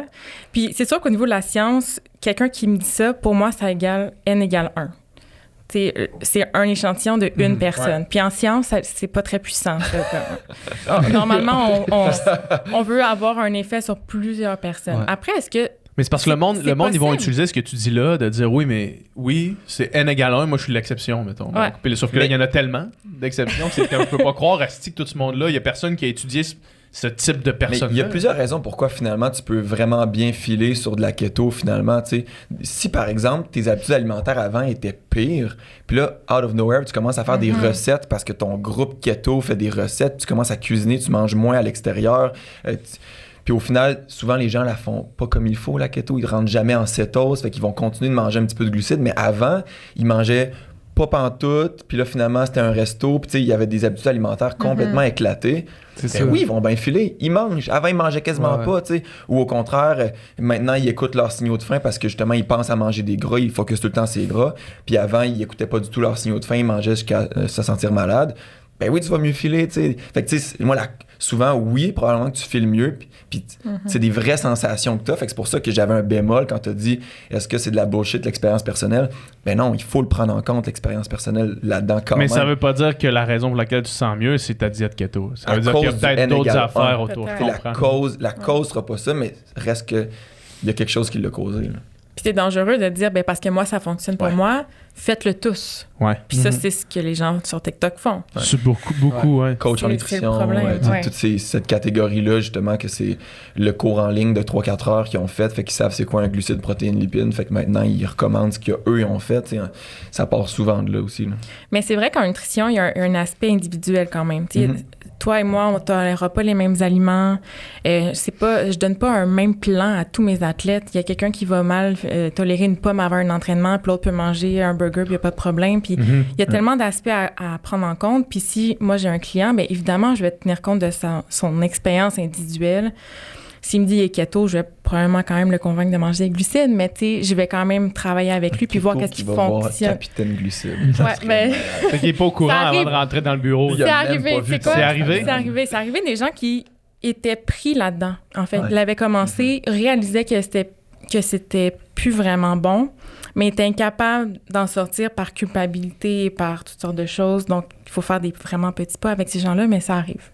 C'est bien sûr pas courant, là, mais ça arrive. Puis au final, ce qu'il y a de réellement dangereux à la keto, c'est, tu sais, sur du court terme, il n'y a rien, tu sais. Fait que, mettons, on pourrait se dire, laissons-les aller, tu sais. Mais pour moi, encore là, comportement alimentaire, ça développe des patterns qui sont néfastes, ça, sur le long terme, tu sais. Par exemple, avoir peur des glucides, premièrement, ça, c'est super néfaste sur le long terme, mais encore là, souvent, c'est d'ajouter beaucoup de sources de gras saturées dans son alimentation. Ben, sur du très long terme, ça, c'est quand même bien démontré là, que ça change ton bilan lipidique puis que ça va pas bien filer. Mais du moment que tu es en cétose, tout va bien, c'est correct. Mais guess what? Tu vas pas faire ça jusqu'à tes 90 ans. Puis chaque habitude alimentaire, si tu te vois pas faire ça pendant 30, 40 ans, ben, elle sert à rien puis elle peut être néfaste même. Fait que cette habitude-là que tu vas développer de focusser sur les gras, tout le temps manger les gras, ben, le jour où tu vas arrêter ta keto, ben, tu vas garder plein d'effets néfastes de ces habitudes alimentaires-là ou même des effets psychologiques un peu justement par la peur des glucides, par exemple, que ça va être dur à défaire. C'est pour ça que c'est un petit cheval de bataille de les arrêter relativement tôt. Oui, tu veux faire un essai keto, ça arrive souvent, ça. Je veux l'essayer, fine, c'est correct. Mais juste à être sûr, là, on va en ressortir, il faut en ressortir. Ouais. Puis tu sais, la nutrition, l'alimentation, il y a un aspect social qui est très important. T'sais, on mange pas toujours tout seul, on partage des repas avec les gens, puis ça, c'est quelque chose qui fait partie intégrante de l'alimentation. C'est important, c'est un partage, c'est des souvenirs, c'est familial, peu importe. Culturel, c'est... Exact. Ouais. Puis quand tu fais une diète, que ce soit keto, peu importe, tu t'exclus un peu de ça. Tu arrives dans un party, mais moi, je mange keto, je peux pas manger ça, je peux pas manger ça. Peut-être même que quand t'es vegan... Ben, ça fait ça aussi. Ça fait ça aussi. C'est dommage. Puis même, oui, ça, c'est le point négatif d'être vegan, j'ai l'impression. Le seul que moi, je vois en ce moment, c'est vraiment ça. Tu sais, on est allé emmener à Cuba ensemble. Pire voyage de ma vie pas manger, pour là, plus d'autres raisons à part ça.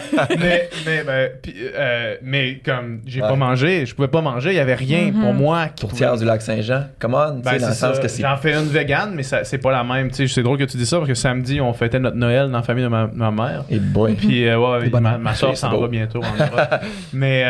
Mais tu sais, j'ai amené ma tourtière, mais il y avait celle de ma mère faite avec de la viande de bois, tu sais, qui est comme culturelle de faire ça. Puis c'est quand là, je me passe un peu à côté de cette histoire-là, tu sais. Après ça, je suis capable de vivre avec ce désavantage-là, mais je comprends ce que vous dites. Mais j'ai l'impression que tu t'exclus justement, tu sais, niveau familial, culturel, mais aussi pour bien des gens, tu t'inclus dans un genre de nouveau groupe aussi. C'est pas pour rien que ça marche. Ouais. Ils ont des groupes Facebook, c'est inclusif, c'est comme, hey, enfin, tu sais, je fais partie d'une gang, c'est identitaire beaucoup, comment on mange en général, même le véganisme, tu sais, dans le sens que les effets néfastes qu'il y a à faire une diète, là pour ça aussi. Mais moi, ça, c'est un aspect négatif du véganisme, c'est la communauté végane quand je suis devenu. Là, c'est sûrement moins pire, sauf que il a fallu que je fasse, moi, je vais le faire pour moi, puis je vais arrêter d'en parler ou de... Parce que tu t'identifiais pas à ces gens-là? Ouais, tu t'identifiais pas à ces gens-là. Il y avait aussi, tu sais, étant donné que c'est pas comme la diète keto dans le sens où les gens qui sont là pour les animaux, ils ont une hargne profonde pour quelqu'un qui l'échappe, mettons. Tu sais, fait que genre, hey là, je sais pas, j'ai mangé une chip qui avait une trace de lait, ben là, tu sais, les activistes qui sont là pour les animaux vont vraiment être un peu la police du véganisme, là. Puis ça, c'est ultra toxique, puis c'est le plus gros gatekeeping à quelqu'un qui veut devenir vegan, c'est précisément ça, là. Ouais. Fait que moi, j'ai juste amené, j'ai décroché, j'ai fait non merci, ça c'est pas pour moi. Fait que l'aspect communautaire a fait l'inverse.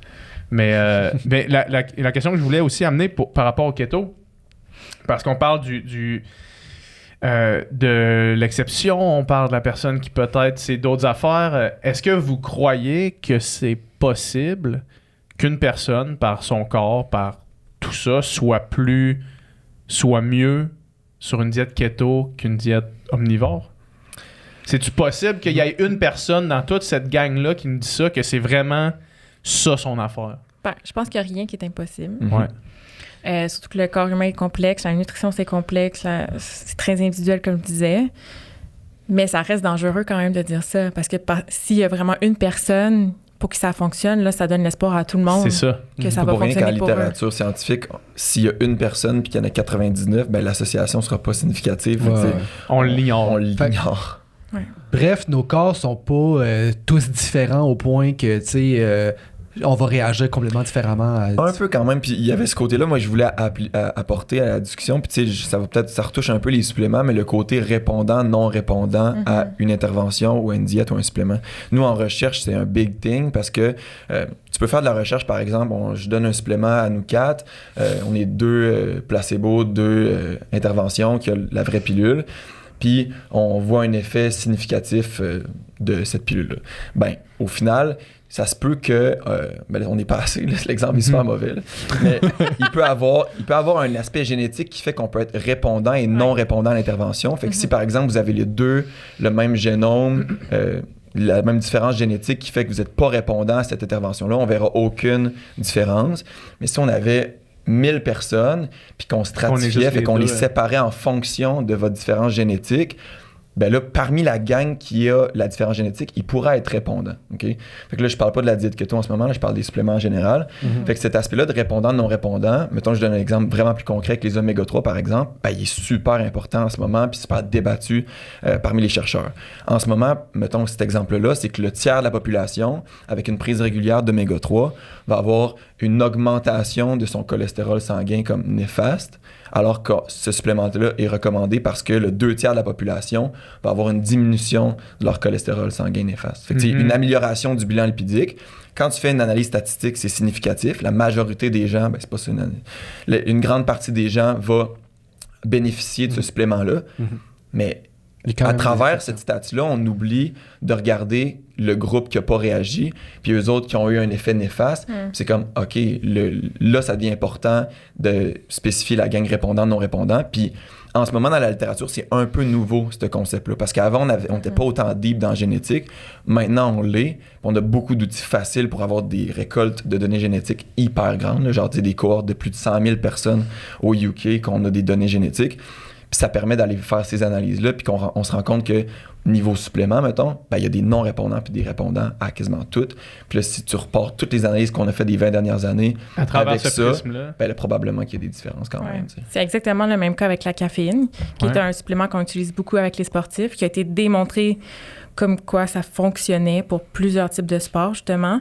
Mais il y a un certain gène que certaines personnes ont qui fait en sorte qu'ils ne tolèrent pas bien la caféine. Fait que des gens qui, quand vont boire du café, vont trembler, vont pas se sentir bien, palpitations, mais c'est probablement parce qu'ils ont ce gène-là, puis eux ont aucun bénéfice à prendre la caféine.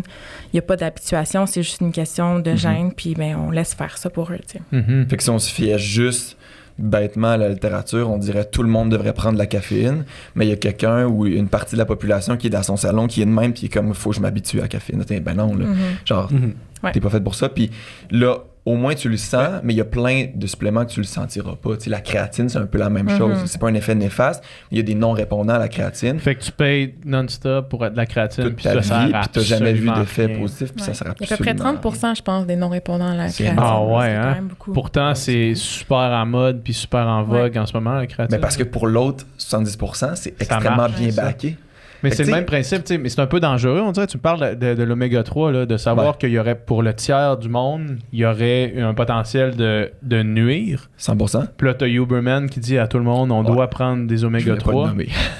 mais c'est dangereux, littéralement dangereux. Si tu le sais pas, vous devriez prendre des oméga 3 après avoir fait un test génétique. De base, tu devrais pas te fier à Huberman pour ta prise de supplément. Ça, mettons qu'on met ça première marche. Puis après ça, tu sais, Santé Canada recommande. Santé Canada recommande pas la prise d'oméga 3. C'est pas pour rien, tu sais. Le seul supplément qui est recommandé par Santé Canada, c'est la vitamine D, tu sais, pour, mettons, une tranche de la population. Fait que ça, tu peux te faire confiance. Il n'y a pas de danger non plus. Il n'y a pas dangereux de la vitamine D, de prendre une vitamine D à chaque matin. Non, mais techniquement, tout le reste a techniquement pas assez de background scientifique, que ce soit génétique ou non génétique, qui permettent de le recommander 100% à tout le monde comme ça. C'est aussi pour ça qu'ils ont aussi peu de recommandations. Tu sais. Puis c'est pas réaliste non plus de dire à tout le monde, allez vous faire tester génétiquement pour savoir quel supplément. Sans recherche. Tu sais, on assiste à un congrès, nous autres, en nutrition, puis là, c'est comme le chercheur, il délire complètement sa génétique, puis je vais me faire haïr. Là. Mais, parce qu'on en a dans je sais pas s'il va écouter ça. Non, mais shout-out à ma directrice de thèse de doc, elle écoute en ce moment. Ah, nice, salut. Vicky Drapeau. Mais qu'est-ce que je disais, non? Ça m'a fait ça. Un chercheur qui est deep dans la génétique. Qui délire génétique. C'est vraiment intéressant, c'est super utile. Mais à chaque fois, il y a tout le temps quelqu'un dans la salle qui lève la main puis qui est comme ça va servir à quoi? Puis il s'en va. Ça va. Puis là, ça fait un énorme fret. Moi, ça fait 2 fois que j'assiste à ça. Il s'en va? Ouais. Quand il posé cette question. C'est un micro debout, là. Tu te présentes, puis tu fais la file, puis à un moment donné, c'est son tour, puis il est comme. Puis dans la vie, ça va servir à quoi? Puis puis honnêtement, les chercheurs, c'est la question un peu plate parce que souvent ils vont juste répondre on ne sait pas encore. Ouais, c'est ça. Mais ça va, là, tu sais, dans le sens, je suis pour moi cette recherche-là. Ouais, des fois, la recherche pour la recherche, c'est important aussi. Ouais. C'est ça. Oui. Ouais, en physique, là, mon frère, il est un étudiant, il fait de la recherche en physique, puis on dit tout le temps, on y est tout le temps avec ça. Ça sert à quoi? La nutrition, c'est une science qui est très jeune. Puis moi, j'enseigne à l'Université de Montréal, puis je dis des choses dans mon cours de nutrition sportive qu'il y a 10 ans, moi, j'ai pas appris comme ça. C'est ça. Ça évolue énormément. Fait qu'il y a dans 10 ans, on dira probablement peut-être Ouais, d'autres mais choses ce sur les podcast-là sujets. va être wrong. Ça, précisément, ce que tu viens de dire là, c'est aussi un argument des gens qui ont, justement, mettons, des pros de la keto, là, qui disent ouais, mais c'est parce que là, les études sortent sur la keto. Parce que là, il y a la nouvelle recherche. C'est les nouvelles recherches. Là, on est rendu à savoir ça. Fait que c'est comme de dire oui, la science évolue constamment parce que c'est ça la science, mais après ça, beaucoup de monde qui utilise ça comme un argument pour dire hey, la nouvelle science dit ça. Là, mais on peut juste se fier à la science qu'on a. Ben, c'est ça. On exact. l'a pas encore, fait qu'on peut pas se fier sur elle. Puis c'est toujours ça que les chercheurs vont répéter dans les papiers ou que les gens vont délirer un peu sur des trucs ou qu'il y a très peu d'études ou très peu de N, justement, très peu de personnes qui ont, dans cette étude-là, qui ont pu démontrer ces effets-là. Ben, ils vont comme tout le temps ramener ou faire un commentaire du genre on peut juste se fier sur la science qu'on a en ce moment, puis on l'a pas, fait qu'on se fie pas dessus. Puis, les effets à long terme d'une diète quelconque carnivore, ben ça, faut que j'attende 10 ans de faire cette diète-là pour savoir. C'est tellement jeune qu'on l'a pas, ces données-là. Il y a plein de trucs de même en recherche en général que ça fait pas assez longtemps. Mettons, tu sais, au début, là, 5 ans, mettons, c'était l'aspartame, les édulcorants, tout ça. On n'avait pas d'études qui duraient plus que 20 ans sur l'aspartame. Comment tu veux qu'on dise à tous les Canadiens et Canadiennes dans Santé Canada, c'est sans danger pour le cancer. On le sait pas encore. On n'est pas rendu là, on le sait pas. Fait que, tu sais, tu peux en prendre si tu veux, tu peux ne pas en prendre. À date, c'est pas associé. Mais tu vois, là, récemment, il y a eu des genres de flags qui ont été levés en lien avec ça. Fait que, tu sais, c'est hyper complexe, c'est hyper jeune, comme tu parlais tantôt. Fait que c'est pour ça que c'est le fun de la recherche. Venez en recherche. Tu sais, en science, tu vas jamais être sûr à 100%. Puis tu vas dire, ben, tu sais, ça peut évoluer. Pour l'instant, c'est ce qu'on sait, puis il y a plein de nuances. Versus des gens sur TikTok, ils vont dire, c'est ça la vérité, puis c'est tout. Puis il n'y en a pas de nuances, puis il n'y a pas d'aspect de, mais ça peut évoluer, puis peut-être qu'on ne le sait pas encore. Puis c'est ça la différence entre quelqu'un qui est plus scientifique, qui va lire plein de papiers, qui vont pouvoir voir c'est quoi les biais d'une étude, puis pourquoi est-ce qu'on peut pas s'y fier à 100% versus d'autres qui sont, non, c'est ça, c'est catégorique, tout le monde devrait faire ça, puis point. T'sais. Si quelqu'un dit ça de base, là, c'est un red flag. C'est un énorme red flag. Là, ouais, tout à fait. S'il y a la vérité ultime, souvent, c'est pas ça. C'est faux. Ouais. Tu partais sur quelque chose d'autre? Je partais sur autre chose. Moi aussi. Fait que roche, papier, ciseaux. Roche, papier, ciseaux. Roche, papier, ça va être long. J'allais dire... Imagine, ça prend 12 fois. C'est un 3 de 5 qu'on fait. Super moment du podcast. Tu fais un clip. J'allais dire, les lipides, c'est quoi? Continue ton cours d'intuition. Ah, c'est ça, merde. Je me suis embarqué là-dedans. Les lipides, c'est vraiment plus complexe, selon moi. Là. C'est un mélange d'acides gras qui, justement, a des impacts très variés sur le corps humain, donc qui sont nécessaires. Okay? Couper complètement les lipides de sa vie, c'est autant grave que de couper complètement les glucides de sa vie. Ouais. C'est pas pour rien qu'une alimentation équilibrée, là, qui a un équilibre dans tous ces macronutriments-là, va être bénéfique sur le long terme. Par contre, c'est une molécule qui est très riche, très dense en énergie. Donc, on parlait tantôt de 9 kilocalories par 1 gramme. Fait que c'est pour ça aussi que souvent les aliments qu'on va juger comme mauvais pour la santé vont être riches en lipides, en gras, en sel. Pour ces raisons-là, puis aussi parce qu'il y a un côté très palatable. Là. Ça, c'est le mot scientifique. Ça veut juste dire que ça goûte bon. Là. Il y a un côté très... Vous direz ça au Scrabble. Il y a un côté très palatable aux lipides, au sel, au sucre, ces choses-là. Ouais. Mais tu sais, il y a un aspect survie à ça aussi. Je comptais dans ma tête. Tu sais, notre corps, il sait pas pour rien qu'il aime le sucre puis le gras. C'est parce que ça nous fait survivre. Ouais. Tu sais, c'est pas... si je suis dans une famine, j'ai pas envie de manger du céleri. Là. J'ai envie de manger... Même gustativement, les récepteurs buccaux, il y a une vraiment grosse littérature là-dessus que je suis zéro l'expert, fait que je peux pas en parler, mais reste que c'est extrêmement complexe. On absorbe même des nutriments par la bouche, tu sais. Le classique prendre le mouthwash. Le mouthwash de glucides avant un effort. Ouais. Quasiment personne fait ça. Ben, moi, je le fais, mettons, mais personne fait ça, alors que ça aussi, c'est très baqué, mais c'est pas sexy de se garder dans son shaker, en tout cas, ton CrossFit, là, se garder dans le fond de son shaker une gorgée pour que sur le bord du floor de compétition, tu fasses comme... Crachateur. Puis tu pars, tu sais, alors que tu craches? Ouais, t'es pas obligé de l'avaler. Mais c'est vrai que pour le CrossFit, ça peut être tout à fait pertinent. Vraiment, surtout quand tu t'en vas te péter la face. Si tu fais ça d'avant un marathon, ça ne marchera pas. C'est pas assez long, c'est ça. Mais pour à peu près 45-60 minutes intenses, mettons le hockey est un bon exemple où est-ce que ça peut... Ils le font, ouais, c'est ça. Mais ça marche.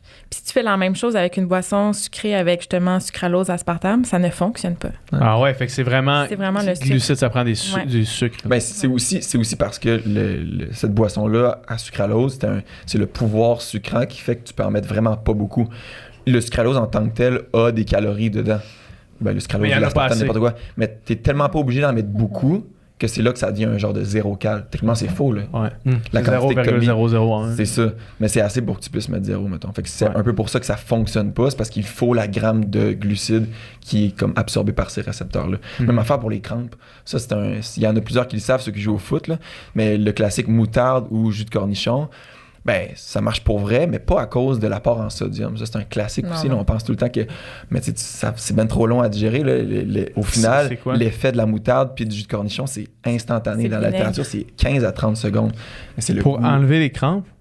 C'est le vinaigre, ouais, c'est l'acide acétique dans ces produits-là qui fait en sorte que ça réduit ton temps de crampe. Une fois que tu as la crampe. Ouais, c'est ça. De prendre Ça du jus de prévient cornichon pas. avant, ouais, ça ne va pas prévenir, mais c'est vrai que sur le coup, Quand tu l'as. quand tu l'as, ça joue sur ton système nerveux, le vinaigre justement, et À ça cause de ces peut, récepteurs-là. ça Du coup. peut réduire le temps de cette dite crampe. Ça, c'est un news to me, là. Ouais. Ah ouais.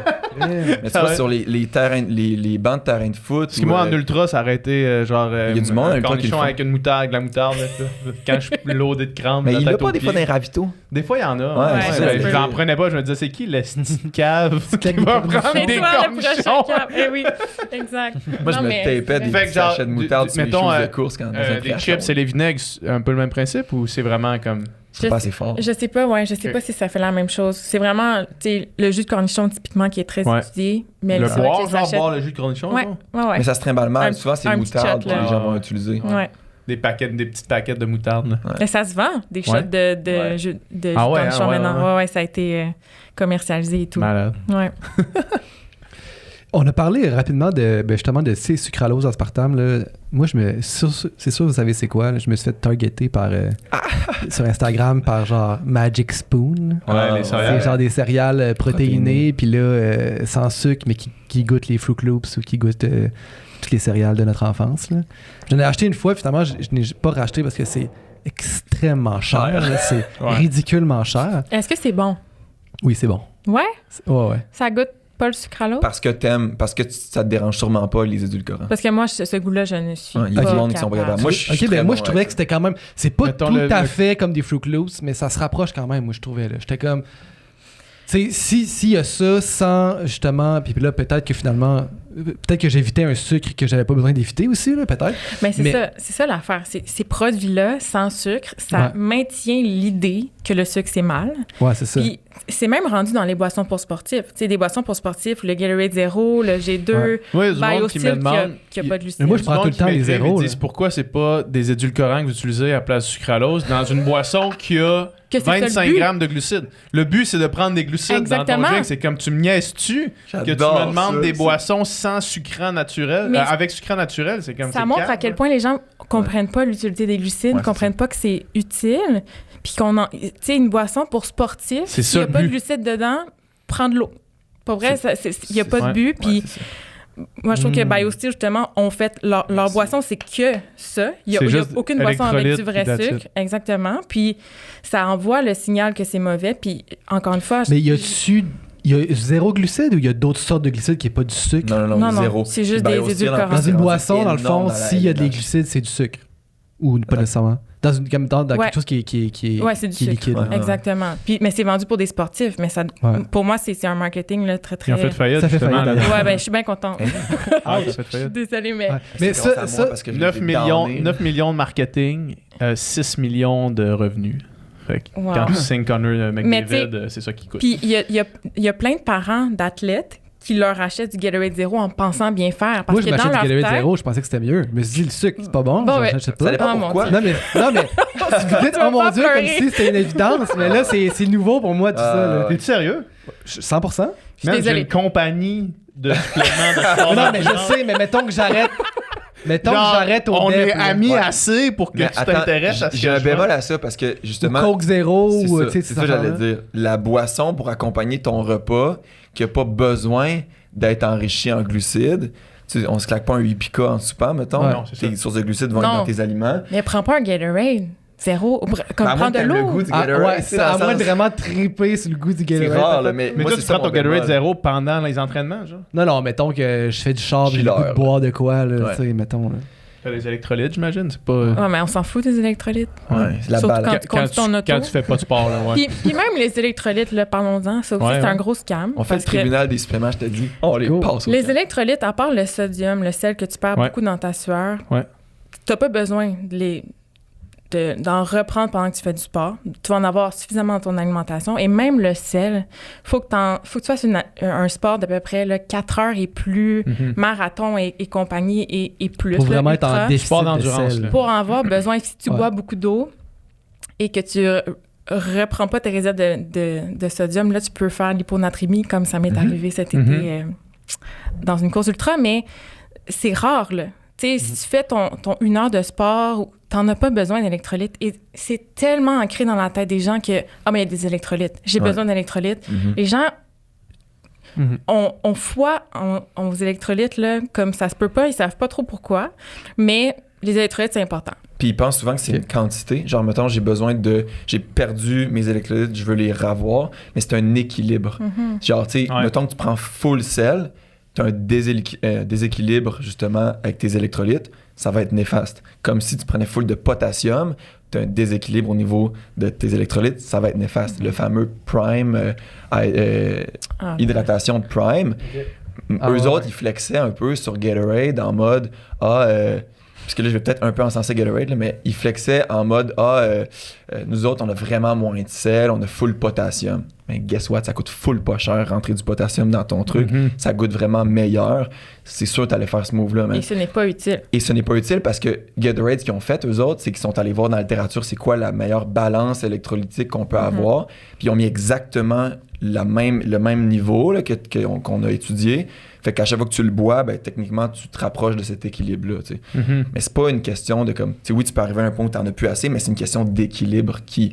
Si tu as un déséquilibre, c'est ça les effets néfastes que tu peux avoir au final. Tu sais. Tu sais, Prime, ils ont juste mis tous les mots-clés Ah ouais. qui sortent sur mais Instagram. c'est les Boisson BCA, pour les sportifs, électrolytes. pas de glucides. Tu sais, c'est pas pour Ouais. sportif, là, ton Non, affaire. en fait, c'est boisson d'hydratation qui s'appelle. Ouais, probablement qu'il n'y avait pas le droit. Sur de l'eau.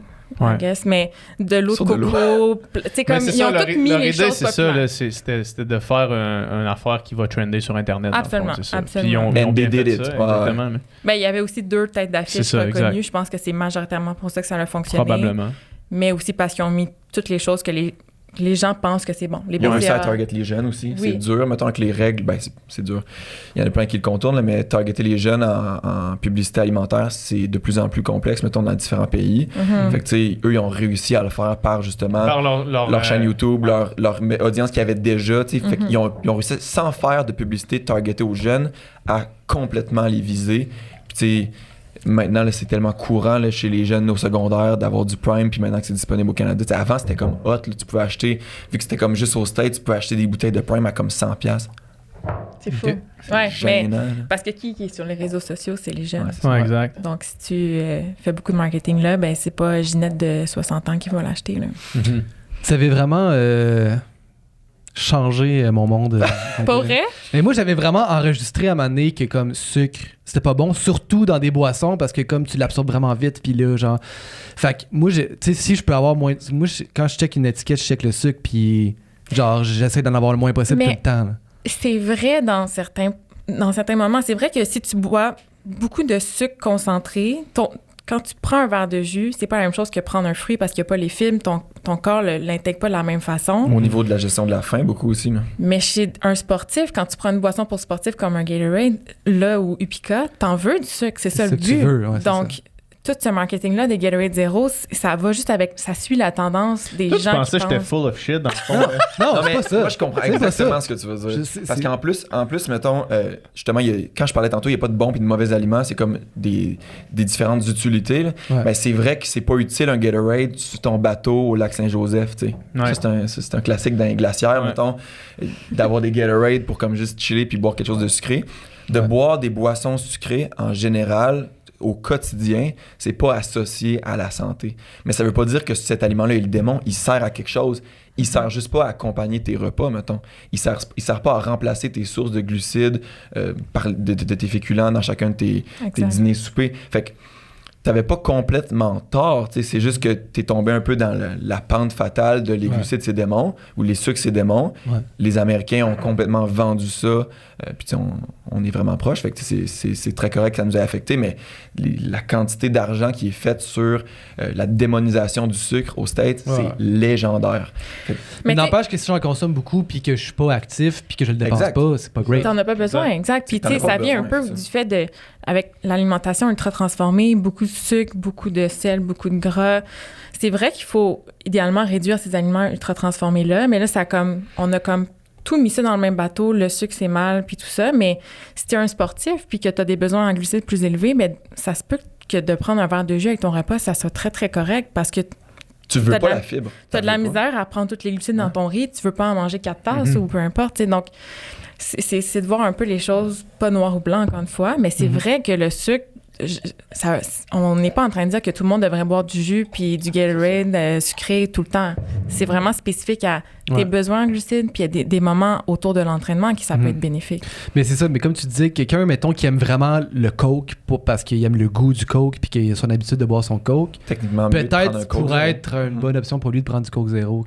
Ce que nous, on n'aime pas de ça, en tout cas, je veux dire moi parce que là, je t'inclus.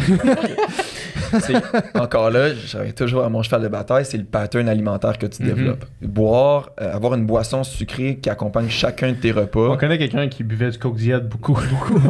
Qui accompagne chacun de tes repas.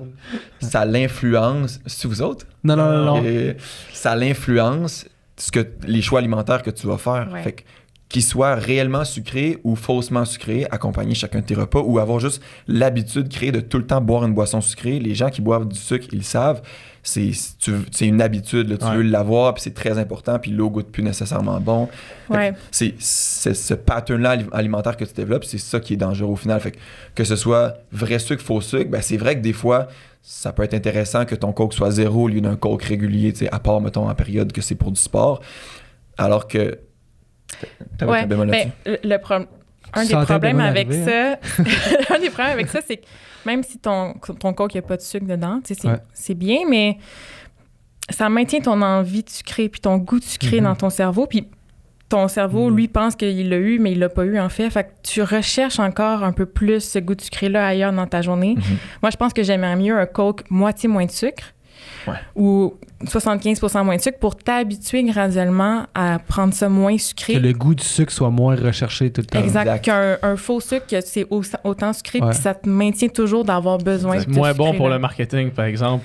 Évidemment. Coke, 50% de sucre. Évidemment, le goût mais est tellement important pour ces compagnies-là. Là, ça n'a même pas de sens que, tu sais, même entre différents pays, c'est pas la même quantité d'édulcorants qu'ils vont mettre. C'est vraiment, là, c'est hyper recherché. Puis les amateurs de Pepsi, c'est sûr qu'ils, tu sais, moi, j'ai fait mon stage en chirurgie bariatrique, fait que des gens avec des habitudes alimentaires très variées, mettons. Puis tu sais, du 24 canettes par jour, j'en ai vu de façon extrêmement régulière. Puis là, tu te dis 24, c'est pas possible. À l'heure, tu sais, c'est compliqué, même juste en liquide. Ben, des make it happen parce que justement, c'est une habitude qui se développe puis qui est capable d'emmagasiner. Mais c'est diète. Ce qu'ils buvaient, c'était diète. Là.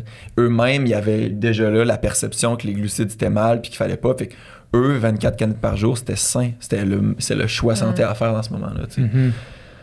Je sais pas où je m'en allais avec ça, là, mais... Mais moi, tu vois, c'est ça. Là, puis les faux sucres, y a-tu... Parce que moi, quand j'ai vu ça, ma tête de gars qui pense que le sucre, c'est le diable, qu'il faut l'éviter à tout. Le sucre, c'est mal, vous voyez. Là, quand il a vu les Magic Spoon, quand il voit des Gatorade Zero, il se dit, ça goûte la même affaire, mais j'ai pas ça. C'est un cheat code, c'est incroyable. Mais y a-tu... C'est réellement un cheat code. Ben, premièrement, là, on vient de comprendre que c'est pas plus compliqué que ça. Puis deuxièmement, ces faux sucres-là, y a-tu... des effets négatifs à ça? Y a-t-il quelque chose qu'on sait? Comment que ça peut goûter le sucre, mais pas dans le net? Qu'est-ce qui se passe? Ça me surprend que tu aies invité Capitaine Glucide malgré ta peur du sucre comme ça. Non, mais...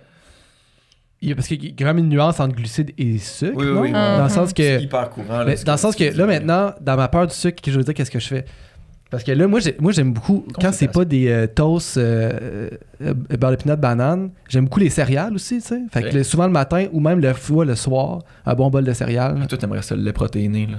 Ouais, hein, peut-être. Mais là, Mais là, c'est ça, tu sais. Fait que là, je prenais des céréales, puis là, j'entendais, les céréales, en général, c'est très sucré, nanana. Fait que là, j'étais comme, Chris, fuck. Fait que là, je me suis dit, je vais prendre des Cheerios sans sucre, là, 0 multigrain. Fait que là, avec le cœur dessus. La là, boîte jaune, là. La boîte jaune. Un corps, ça c'est bon pour moi. Un cœur. Puis là, fait que là, je prends ça, mais là, ça goûte, tu sais, genre, j'aime pas ça parce que ça goûte pas sucré.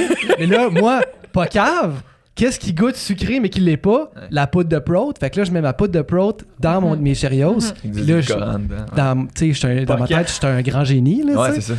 Mais Pas plus cave qu'un autre.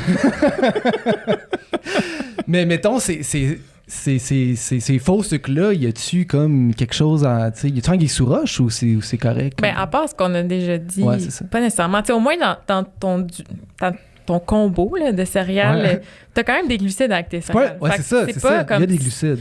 Tu sais, ça reste un repas quand même, Complet. je dirais, équilibré, où est-ce qu'il y a des protéines, des glucides, Ma des fibres. recette incroyable. C'est juste qu'on a Je fais juste de couper. Je vais juste manger ça.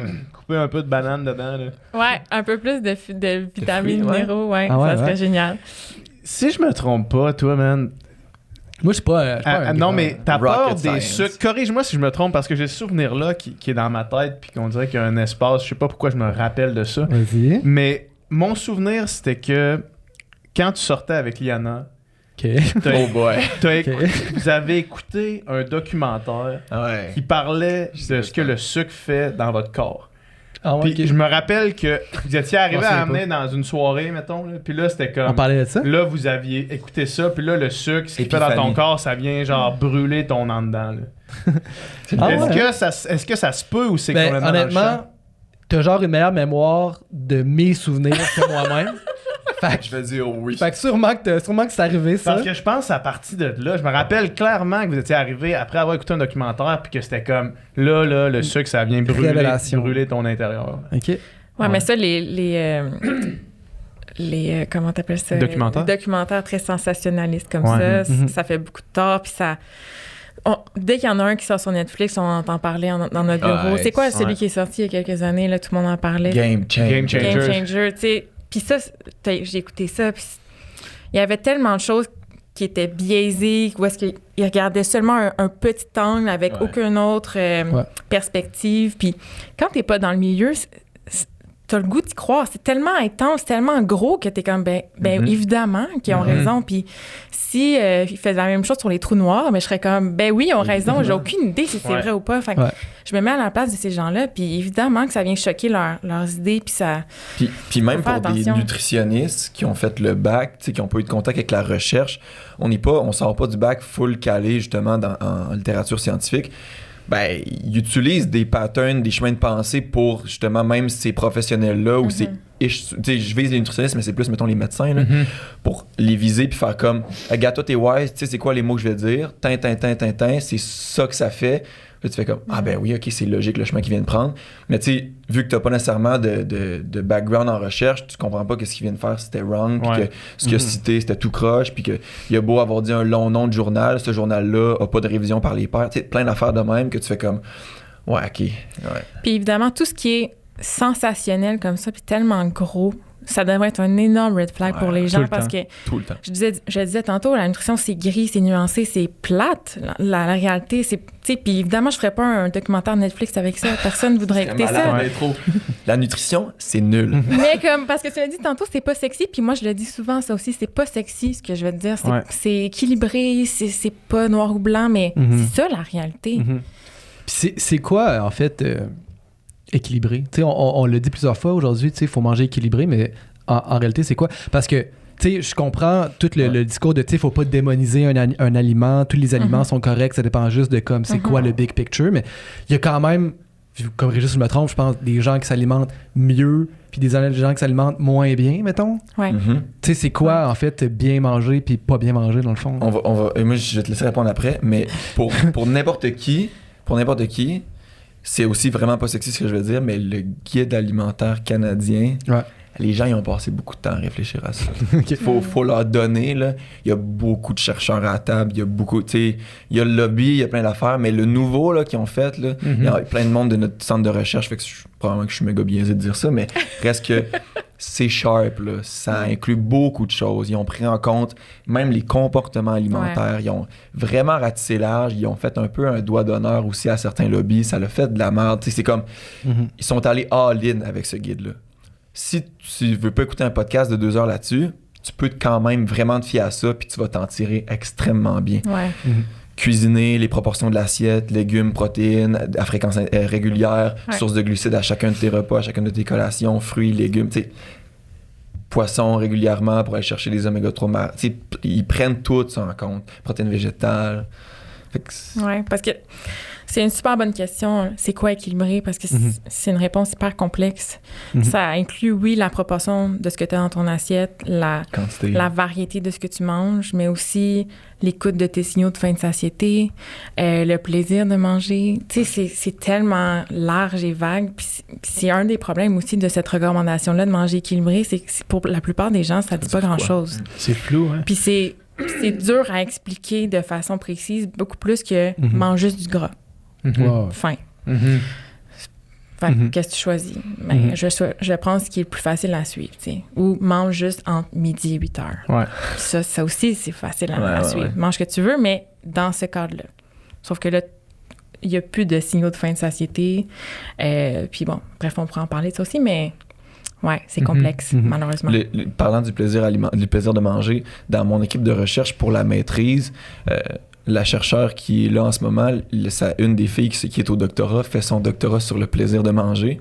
Puis au début, tu entends ça, puis tu es comme, ouais, tu sais, il doit y avoir quelques chercheurs dans le monde qui pensent à ça. Hey, man, il y a du monde qui font de la recherche poussée sur le plaisir alimentaire, là. Puis c'est compliqué. Il y a des sujets que en nutrition, tu arrives à un congrès, mettons les lipides en général, tu arrives à un congrès de lipides, t'es lost, là. Même si t'es nutritionniste, là, c'est genre wow, de quoi qui parle d'oxydation, de je sais pas quoi. Puis là, t'arrives sur une conférence sur le plaisir de manger, puis tu te dis, ouais, je vais être là, moi aussi j'ai du plaisir en mangeant, puis là, finalement, t'es lost. Même chose.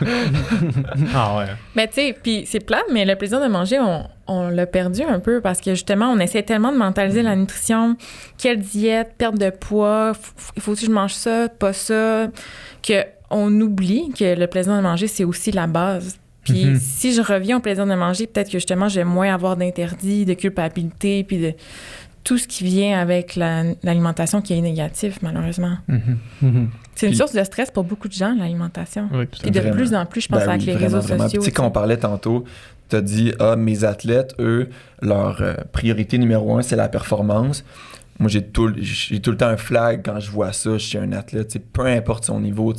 J'ai vraiment pas autant d'expérience que toi, mais reste que j'ai, par exemple, j'ai eu un contact qui m'a permis d'avoir un gars qui joue dans la Ligue nationale en ce moment, de hockey. Puis, tu sais, il y a un flag qui s'est levé à ce niveau-là de comme, je suis prête à tout pour la performance, tu sais, qui est à, dis-moi de restreindre ce que tu veux, de couper ce que tu veux, de manger telle affaire, tel gramme, de compter quoi que ce soit, je vais engager quelqu'un, tu sais, prête à tout. Ça, c'est dangereux, tu sais, pour la longévité de l'athlète, sa performance sur une couple d'années. Pas juste sa santé, là, l'affaire de base qui met en premier sa performance. Ça nuit, là. Ce côté-là va venir nuire à sa performance, la santé mentale, la santé physique, c'est ça l'équilibre pour avoir une performance adéquate. Tu l'as vécu un petit peu aussi quand on parlait tantôt de comment tu avais refuel, mais de retrouver le plaisir dans son sport, de retrouver le plaisir de manger, ça va avoir un impact positif sur ta performance. Au final, ouais. On ne tiendra pas toute la journée, là, ça fait déjà un bout qu'on tourne, mais j'avais la question Gym Bro, là, justement. Là. Yeah. Tu sais, parce qu'on a parlé d'efforts de longue distance, de l'importance des glucides, mais il y a beaucoup de gens probablement qui nous écoutent, qui s'entraînent, qui ont leur plan de musculation, qui vont Econo Fitness, puis qui vont 45 minutes, 1 heure là, max, faire des machines, faire des poids, tu sais. Puis y a-tu, pour ces gens-là spécifiquement, y a-tu comme des recommandations? Y a-tu comme, est-ce que c'est important de prendre la protéine après, prendre des glucides avant, des choses comme ça? Ou c'est... Trouve une large porte quand même. Là. Ouais, on passera pas 1 heure là-dessus, là, mettons. Si tu veux, là, puis mais... je vais compléter. Ben, je pense que sais, versus quelqu'un qui s'entraîne pour un ultra trail, peu importe, si c'est plus petit, moins fréquent, ben les conseils de nutrition sportive vont s'appliquer encore, mais ils vont être peut-être moins importants. Tu n'as pas besoin de manger autant de glucides. Ta récupération est peut-être moins primordiale parce que tu as du temps de manger dans ta journée. Tu n'as pas comme 3 entraînements dans ta journée ou 2 comme quand tu fais la natation. Donc, ça reste important d'avoir l'énergie idéalement pendant ta séance au Econofitness ou peu importe, parce que sinon, ben, tu vas juste te sentir un peu comme une larve, ça sera pas le fun. Mais t'as pas besoin pour ça de manger des 120 grammes de glucides à l'heure nécessairement, puis autant de protéines après ou quoi que ce soit. C'est juste plus restreint un peu ou plus réduit les recommandations, mais reste que les recommandations générales de la nutrition sportive vont s'appliquer à ces gens-là aussi. C'est juste moins... Dans les deux, aussi dans les deux côtés, tu sais, si t'es actif, si tu t'entraînes, parce que souvent le classique gym bro, c'est un ou l'autre, mais il y a un gym bro ou une gym girl que elle, ça va être de moins manger parce que justement je veux perdre du poids, parce que je veux changer ma composition corporelle, puis finalement tomber dans une loupe restrictive où tu vas pas alimenter du tout tes entraînements, tu sais. Du moment que t'es quelqu'un d'actif, puis tu sais, on devrait tous l'être, là, ça c'est comme une base aussi, mais du moment que tu fais partie de ces gens-là, tu dois alimenter tes entraînements. Faut arrêter de le voir à l'inverse, de se dire par exemple je vais moins manger et dépenser de l'énergie, donc je vais créer un déficit. C'est je vais alimenter ma performance, mon activité physique, ma journée de job, peu importe. Je vais l'alimenter pour bien me sentir dedans, pour dépenser de l'énergie, pour faire du bien à mon corps, puis continuer d'alimenter même la récupération de ça. Fait que, encore là, comme elle a dit, c'est réduit les recommandations. Par exemple, l'importance d'avoir ta collation post-entraînement pour quelqu'un qui fait 3 fois semaine du gym est beaucoup moins importante que pour la personne qui a 2 entraînements par jour. Mettons que vite, je fais le mythe de la fenêtre métabolique. Là. Si vous avez déjà entendu parler de ça, le 45 minutes post-effort où les valves sont ouvertes, ben, c'est un mythe puis c'est pas un mythe. Là. C'est une vraie chose. Et c'est vrai que justement l'absorption des glucides et des protéines est complètement différente après l'effort. Mais la partie mythe, c'était qu'avant on pensait que c'était la meilleure façon pour avoir une synthèse de masse musculaire maximale. Alors que finalement, c'est juste plus rapide, mais sur 24 heures, quand on regarde le graphique, ça revient à la même synthèse de masse musculaire. Fait que c'est un mythe pour les gens qui n'ont pas besoin de cette rapidité-là. J'ai fait un AVC. Puis, mais c'est pas un mythe pour la personne qui veut récupérer vraiment vite pour se réentraîner la même journée. Qui a un autre entraînement la même journée. Ça, c'est exactement ce que j'ai appris il y a 10 ans à mon bac, puis que maintenant, on enseigne différemment. C'est pas vrai pour tous. En fait, si tu as un entraînement dans ta journée, c'est pas nécessaire. Que tu manges tranquillement au fil Exactement. Puis tu sais, tu parlais tantôt de beaucoup de gens qui se restreignent dans leur alimentation pour perdre du poids parce qu'ils vont au gym, puis bon, la perte de poids, c'est omniprésent. Puis moi, je le vois énormément. Des gens qui coupent beaucoup trop, en fait. Puis qui coupent à un point où est-ce qu'ils mangent moins que leur métabolisme de base, qui est comme ce qu'on dépense dans une journée vraiment à rien faire. Tu es couché, tu regardes le plafond juste pour respirer, tu dépenses un certain nombre de calories qui est différent pour chaque personne. Il y a énormément de gens qui coupent tellement, qui se retrouvent en bas de ça. Puis ce que ça fait, c'est souvent ils vont pas perdre de poids. Malgré le fait qu'ils mangent vraiment, vraiment pas beaucoup, leur corps se met un peu en mode survie, puis arrête un peu le principe de perte de poids. Puis il y en a plein à qui je fais manger plus, en fait, mais d'avoir quand même un déficit énergétique et tout d'un coup, la perte de poids fonctionne. Puis ils comprennent. C'est sûr que c'est paradoxal, puis c'est dur à comprendre de mange plus, tu vas peut-être perdre du poids. Puis là, ben, il faut que tu les convainques de ça parce qu'évidemment, ça fait aucun sens. Parce que ton métabolisme est plus actif et rapide. Parce que tu donnes même pas le minimum à ton corps. Fait que ton corps, il est comme, là, je suis en mode survie, ça va pas. Tu sais, le corps, il est pas fait pour perdre du poids. Le corps est fait pour survivre. Puis vivre. Fait que lui, il s'en fout de peser 110 livres si c'est ça qui est à la mode, tu sais. Il est comme, moi, je veux vivre.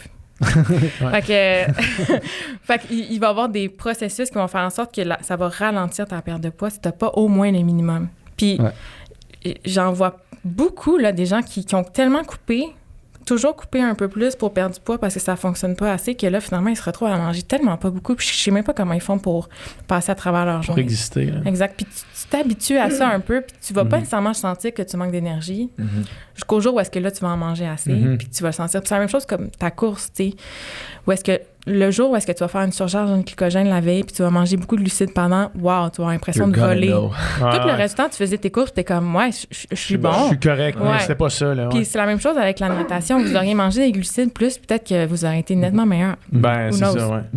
Ouais.